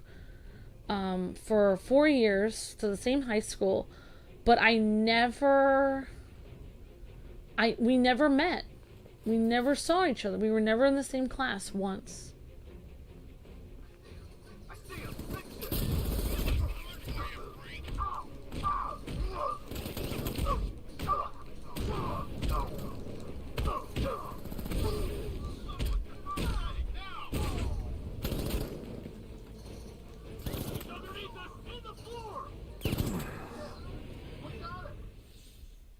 So yeah, It's over, Batman. Your friends will be next. Thank you, Alex. Thank you, Alex.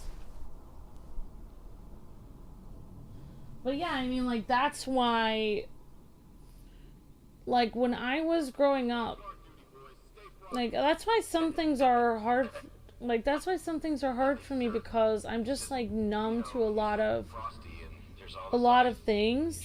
Like, I don't really react the same way normal people do, because I have literally been through things that nobody can even imagine, like, and I'm just numb to it. Like, I'm just completely not, like, sometimes things can hurt me pretty bad, but that's because of a reason that people don't know. Like, I don't, like, for instance, like, when girls will make fun of my appearance or something, one thing that they don't know about is, like, that I actually I didn't actually wear, like, when all the other girls were experimenting in fashion and makeup and everything, I was trying to wear as baggy clothes as possible. I tried to make myself look as ugly as possible because I didn't want to get attacked by this big gang of guys that was right in front of my house in high school.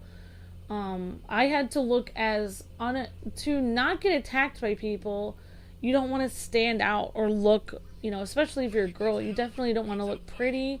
But if you're a guy, you don't want to, like, one thing I've learned about being in a bad neighborhood, you want to wear, like, dark clothing.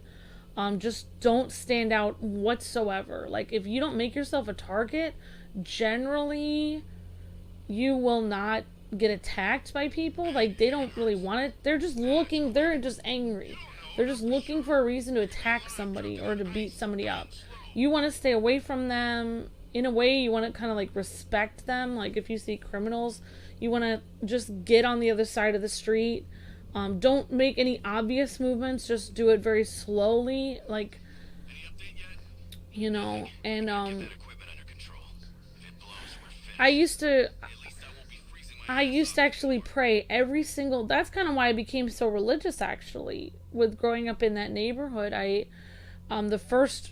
When I was 5 and I lived in another neighborhood, I remember praying when I lived in the nice neighborhood.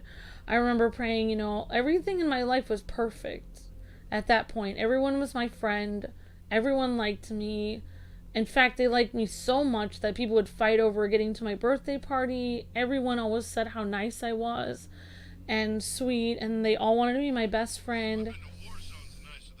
And then I remember praying at that point, like, I was like, there has to be more to life than this. Like, I don't want to just be treated like some kind of princess my whole life. I want to do something important in my life. I want to help people. I don't want to have everyone, like, worship me or treat me kindly all the time. I would like to help people that need it, and I would like to do something that's difficult in my life. And I kind of blame myself that we moved, because shortly after I prayed that, we ended up moving to a horrible neighborhood. So I don't know if that was my responsibility. It may have been because I prayed that. But then I remember I actually became extremely religious once I moved there to the new neighborhood, because I actually had never, given my life to Christ or given my life to God before I moved. When I moved and I was 5 years old, I heard gunshots every night. There were people shouting. There was dogs. I was afraid for my life. There was stuff on the news of people getting killed in my neighborhood that you would hear about on the news the next day. There were people's houses being robbed. Not only that, but there were women being attacked, which was very scary. Most women on that block were attacked. And I'm talking about women as in 13-year-old girls or older were mainly attacked. If you were any kind of teenager, you most likely would be attacked by a group of guys. So that was very scary to me. Everything was terrifying.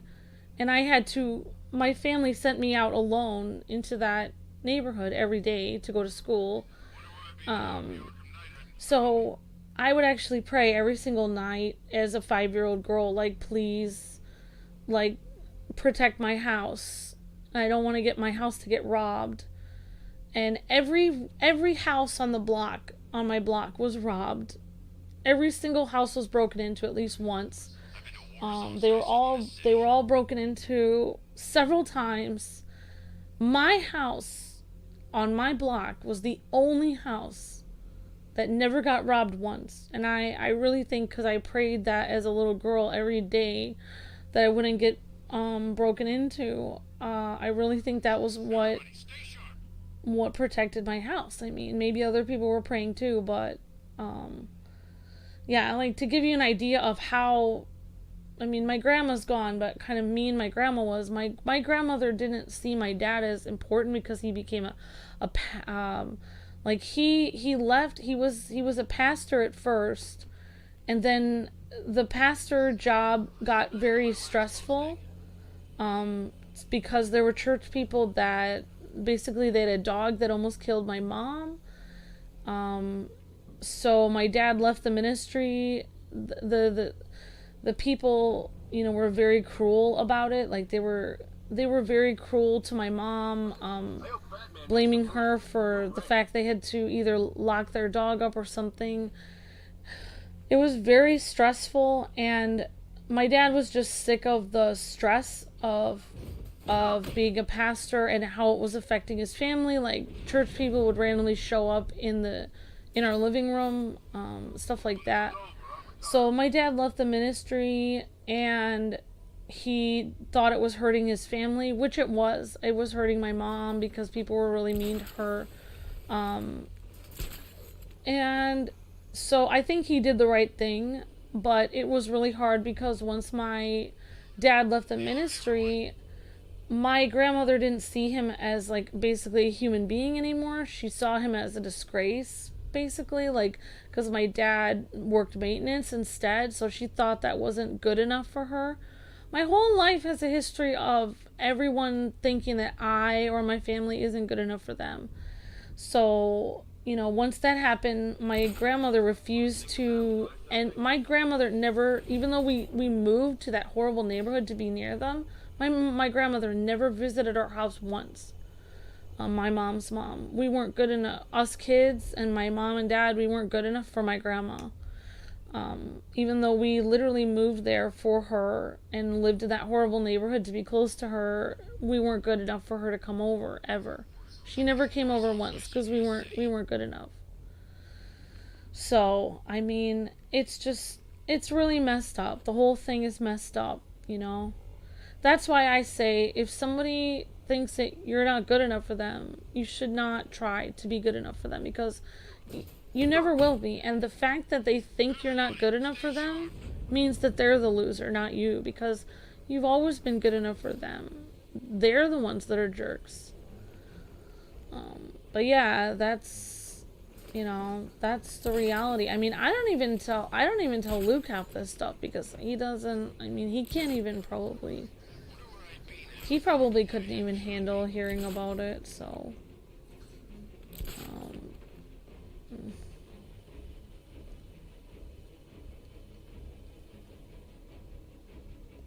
I don't know if there's something under me here.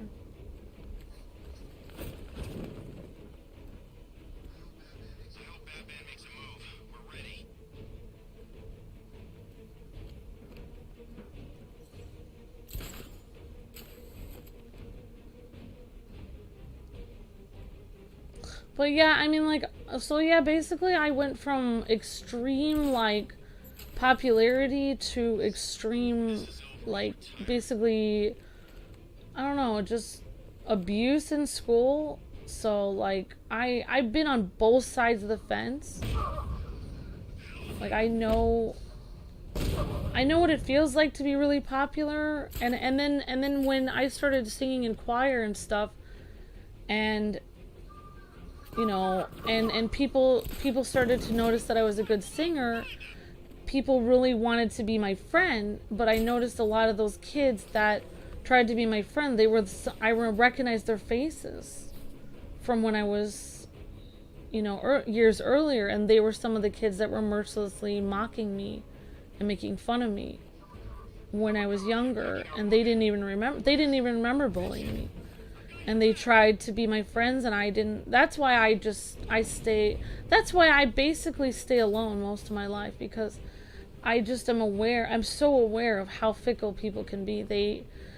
they're your friend one minute and then they're mercilessly abusing you the next. I don't trust people because of that. It's just I don't believe anyone. I think I'm just waiting for somebody to turn on me. So yeah, it's really hard for me to trust people, but that's why, like, when I was in school, the reason why I stuck with the friend group I have, even though they sometimes told me to shut up and they were kind of mean, like the juvenile delinquent girls that I was friends with, they saved my life like once or twice coming back from school. They also stood up for me when I was made fun of on outside. There was somebody making fun of me one time, saying I was wearing like certain pants or whatever, and this one girl who had already, she was like 13 or 12 or 13. No, actually at the time she must have been 15 at least. But at the time she was 15, she had already had like, I made friends with people that were the exact opposite of me. I was brought up as like a church girl. I was supposed to do everything right, and I was supposed to get straight A's. These kids were getting straight F's that I was friends with, and they didn't care anything about church. But they were the friends that I had my whole life, in school. They were the most loyal friends that I ever had. They were more loyal than, it's difficult to explain, but basically, I don't know. Yeah, I'll have to explain it on another day, but yeah, it's yeah. But I have some friends in my hometown, like the only friends I have that I would say are not criminals would be friends that I met in choir and stuff. So I would like to get back to my hometown, and it's difficult to make friends with people when you leave that area. They aren't really your friends anymore. I didn't have Facebook at the time, so I couldn't really connect with people like after I left. Like, I had no way of connecting, finding my old friends. So for a long time in my life, I was with absolutely no one. Like, I actually have had times in my life where I had not a single person in the world. Because I didn't have my family for a while because of reasons. I was disowned at one point by my own family, so at that point I've actually been in a situation where I've had nobody, like nobody at all, like not a single soul in the world. So yeah, yeah. But anyway, sorry to get into it. So yeah, there's your long explanation to if I have friends anymore. I do. I could probably like look up some people from my choir days, but most of people from my choir days only want to talk about music, and I don't have time to do music because I'm busy doing my business. So I need something to talk about. Like, even with my family, like my dad likes to talk about C.S. Lewis or The Hobbit or reading. My dad doesn't really like to talk about video games. I don't really have anything to talk about with people. I don't have anything to relate to them with. So I don't know if that makes sense. But yeah, it was, thanks for caring, and I'm sorry to talk about it so much.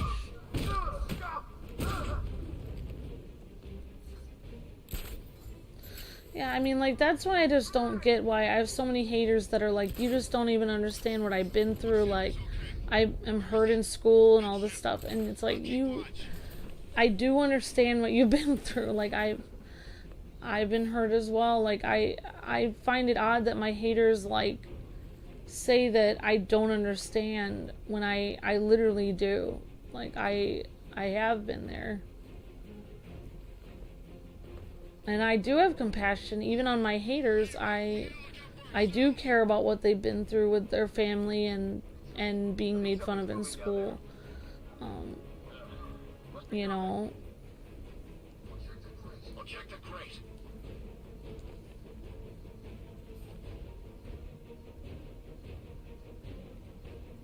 That's the weird thing is, like, I do empathize with even my own haters, but at the same time I can't say that out loud, because if you wait until somebody is DDoSing you and taking your income and abusing you online, and then you give in and you say, oh, I understand what you're going through, you know, I relate to you. You shouldn't give in to, you can't give in to they're being bullies. So you can't, at that point, they're not people that have been hurt anymore. They become the bullies. So you can't, you know, more than a bully, they're doing crimes against me. So, you know, you cannot just,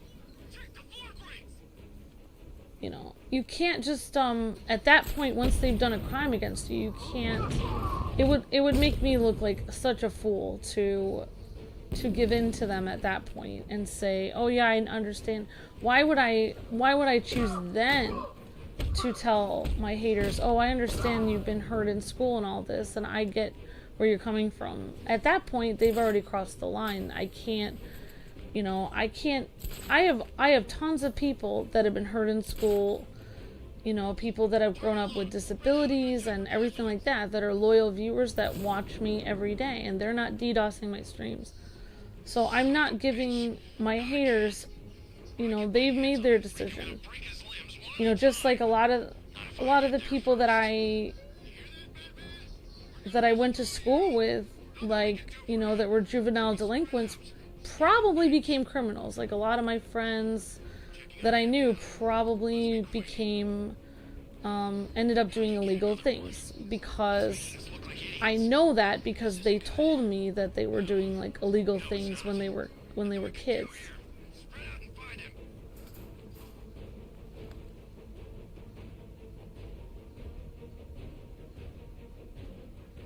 I'm not the Arkham Knight. This isn't personal, and I do not retreat after a setback. I will end this bat before the break. But yeah, you have to be very careful with evil people, because I've known a lot of evil people, and you have to be really careful with them. You know, like, for instance, like, my haters right now, they've turned to the evil side, so, you know, you have to be super careful, because they, you know, I even had, you know, once in a while, people try to tell me, like, yeah, well, you know, I was bullied in school or whatever like that, and you don't care. It's like, well, I do care, but you still can't DDoS my streams, and I never said I didn't care about that. You're just assuming that I don't care, but you don't actually know me. You think you know me, but you don't actually know me. You don't know anything about me. Most people would not think that I had been through what I have been through.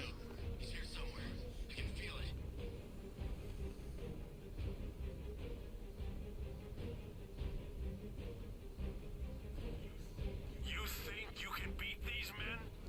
They've got a real commander now.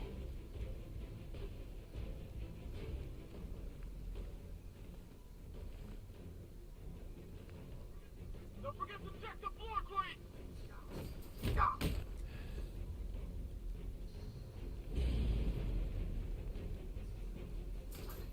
How's it going over there?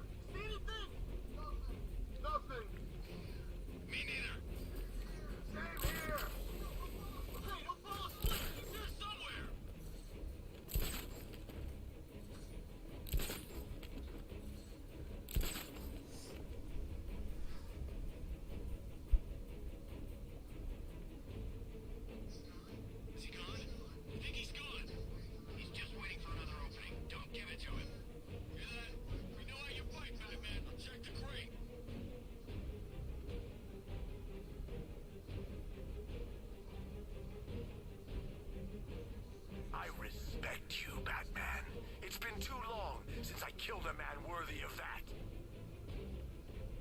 If there's anyone who tells you you're not good enough, it's you, Liam. I'm sorry.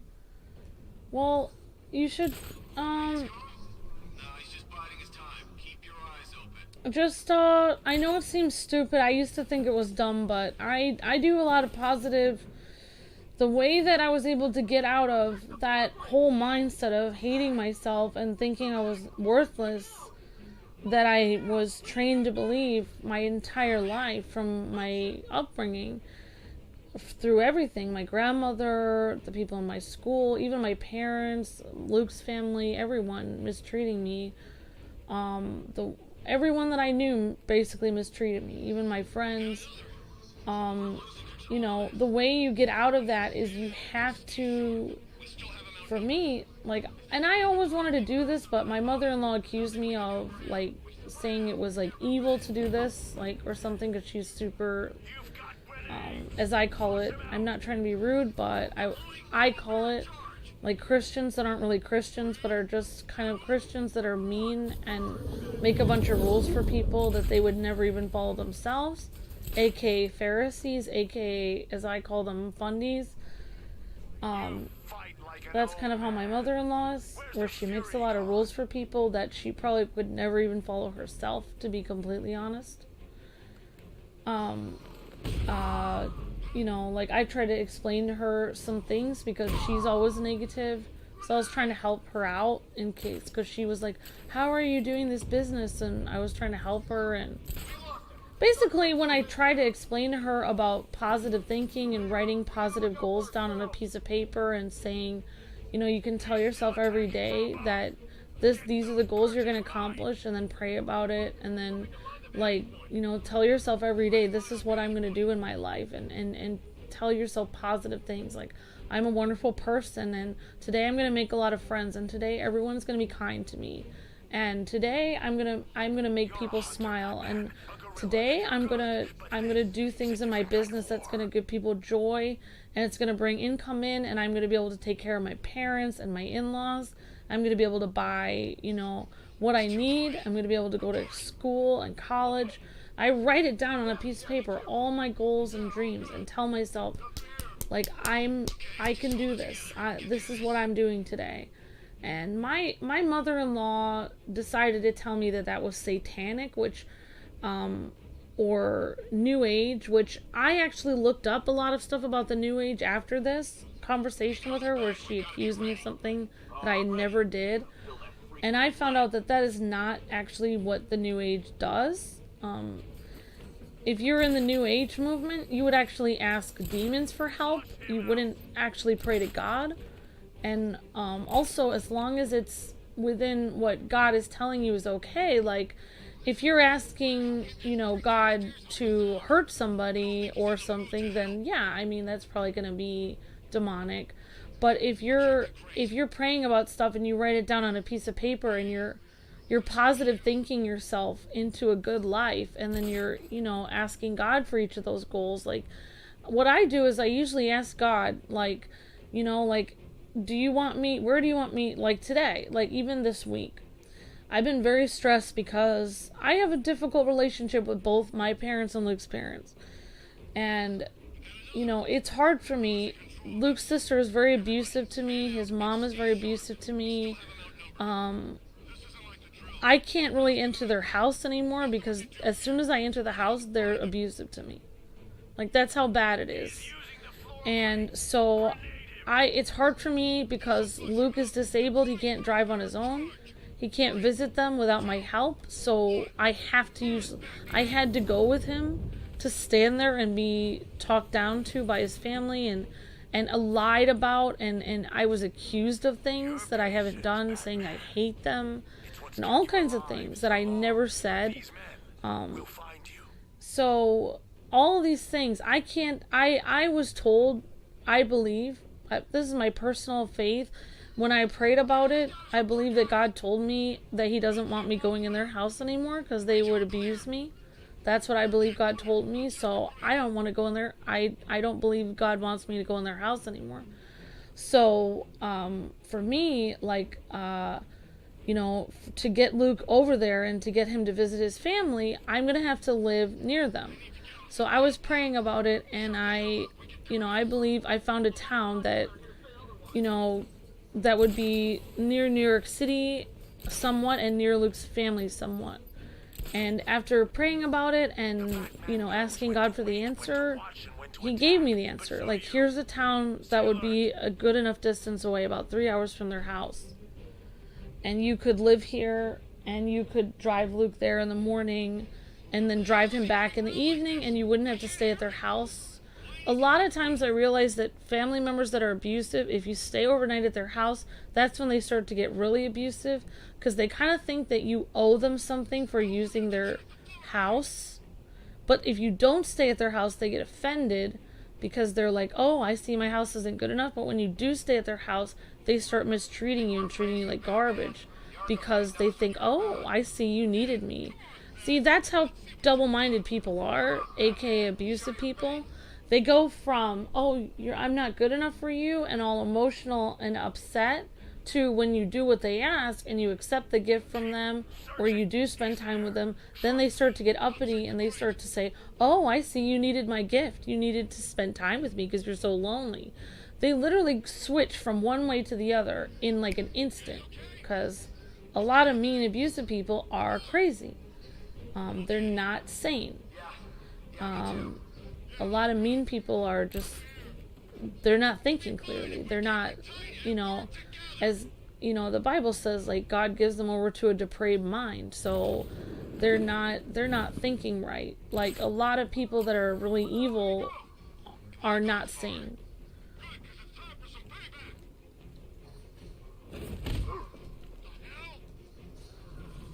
So, yeah, so that's what I was just praying about. And so once I have that done, like, I found the name of a town in Pennsylvania that's about 3 hours away from Luke's family, 3 hours away from New York City.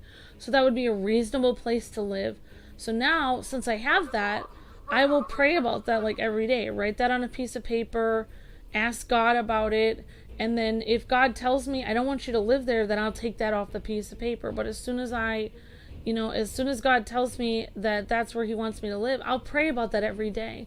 And I'll imagine, living there and make plans for it. And, and then think positively about myself. Like, tell myself, okay, I'm going to be able to take care of my parents. I'm going to be able to take care of Luke's family. I'm going to go to college. I'm going to pay off all my loans. I'm going to have a booming business. And I tell myself really positive things. And that, I don't have a lot of time to do that anymore, but that's basically how I really do believe that positive thinking is the way that you can get out of everyone hate. If you have every person in your life, if you've only been in a horrible environment, everyone in your life has beat you up, told you that you're worthless, hated you, every negative thing that has been said to you is in your subconscious mind. So say your dad told you, I'm just saying for an example, say somebody's dad told them every day, 14 times a day, that they hated them and they were worthless. You're gonna think about that your whole life. It's gonna affect you. It's gonna be in your subconscious. So you're gonna have to tell yourself every day, 14 times a day, that you're worth something.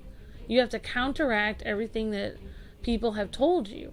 And that's how you get out of it. And that's what I honestly believe is the answer. It seems stupid, but if you tell yourself that you are worth something, even if everyone has told you you're not worth anything, even if no one likes you, if you tell yourself you're likable and people like you and you're worth something, you can change everything about yourself. You can make yourself valuable. People will start to treat you better because you'll act different. Because you'll start acting different, because you'll start acting like when you start acting with more confidence, because you're telling yourself every day, 14 times a day, I'm worth something. When you start acting with more confidence, then when you start facing those really rude, mean people that generally treat you like garbage, they will respect you more.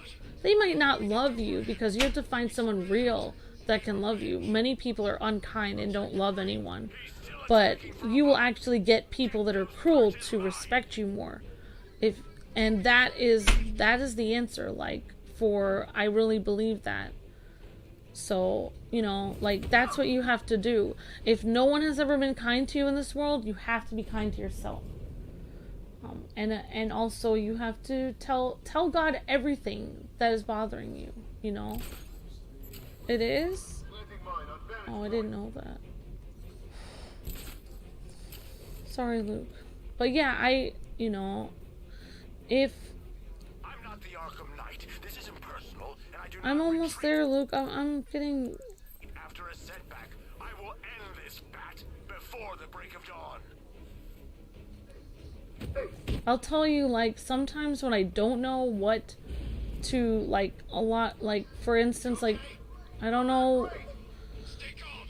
We can do this. you know, if you've had a very difficult life or whatever, if you don't know what to, if you don't know what to ask God, like, you just overwhelmed, just tell him everything that's going on. Like, that's what I do sometimes. I just sit there and tell God, like, everything is terrible, like, my views are going down, and I don't know what to do, and I'm just frustrated, and everyone was mean to me today, and my arms were sore, and I didn't have enough money for, you know, milk at the grocery store, and I feel like my family hates me, and I just, like, literally just tell God everything that I'm feeling, and then I just say, like, please help me, and that's it. Like, I just tell him what is bothering me. Or if, like you were saying, like, you have all this stuff that comes from the past, just tell God that. Just say, you know, like, today I just thought about all these horrible things, and it's just bothering me every day, and I don't know what to do. I mean, that's mainly what I do every day, is just tell God I don't know what to do. I mean, I don't know what else to say. I don't have any way to have a secret formula about it. And a lot of times after I tell God everything that's bothering me, I feel a lot better, because you can feel that God does care. For me, I can feel that. After you tell him everything, you can feel him caring about what happened to you. And that's what I really believe.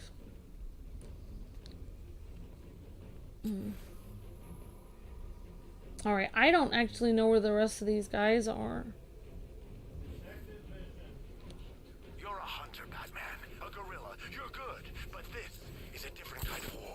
I am using detective vision.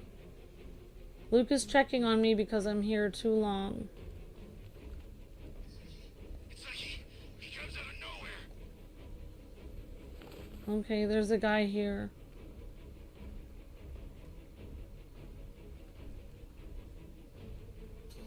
Oh gosh, I didn't realize that was a thing.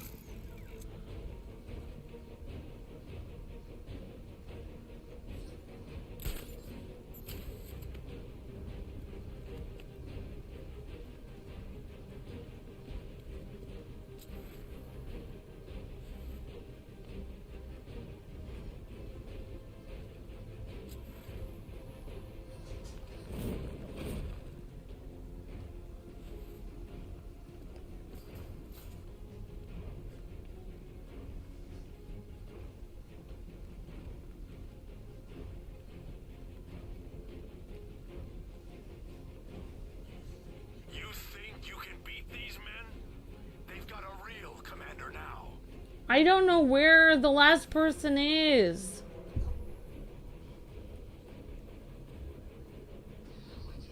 What am I doing here? It's all gone. I can't find the last person. He's just wandering around. I have no idea where he is. All I see is dead bodies everywhere. It's up there. But he wasn't up there last time.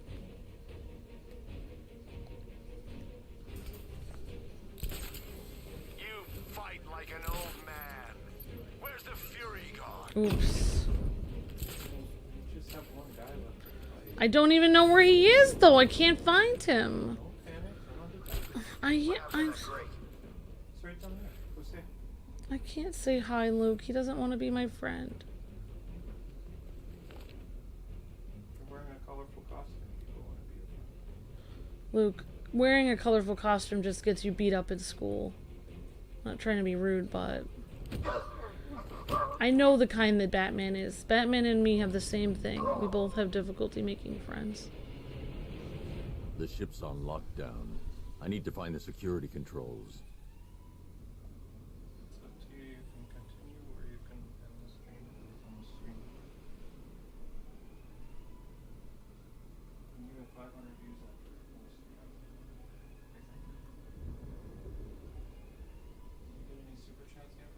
No, I didn't.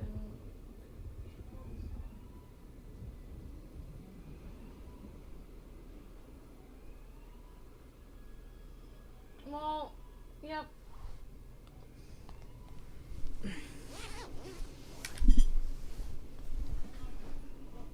Luke is telling me I should probably stop because. So we did that. Yeah, Liam, I will keep you in my thoughts and prayers, buddy. Hi, Gabony. Good to see you. Thanks for coming by. Good to see you again. Yeah, thank you, Gamer5163 says, I am Muslim. I truly understand and admire your optimism. It's important to have faith in God and the future. Definitely, Gamer5163. Yeah, we actually, surprisingly, Gamer5163, we actually end up, it's interesting that a lot of our YouTuber friends that we end up making online, we end up making a lot of friends with other creators who are Muslim. It's kind of interesting because, like you said, we both can understand what it's like, you know, to believe in God. So exactly, we have that in common. So I understand what you're saying. Thanks for the kind words. I appreciate that.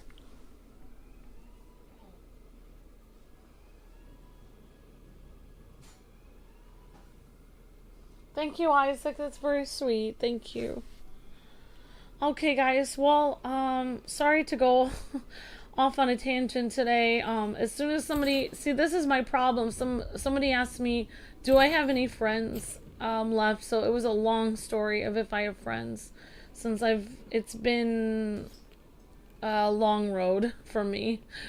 I have my husband, and I'm very grateful for that. And I don't understand why it still is...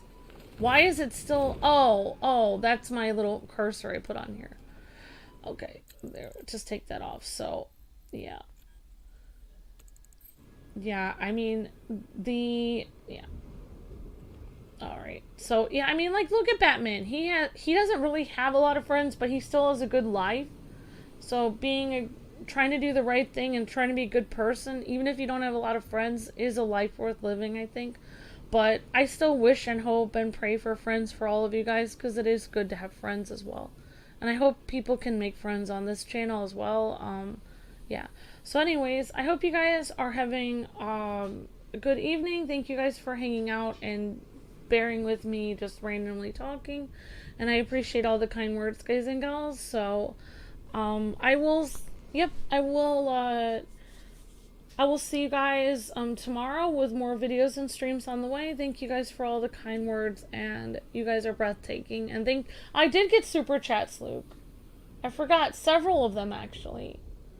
Thank you, Bowman, and for 3 super chats, and Twilight Alex for super chat, and I really appreciate you guys and gals for those. Thank you guys. Alright, guys and gals, thanks for watching, guys and gals, and we'll see you guys next time. God bless and happy gaming, and have a wonderful night, everyone, and have a bat-tastic evening. See ya!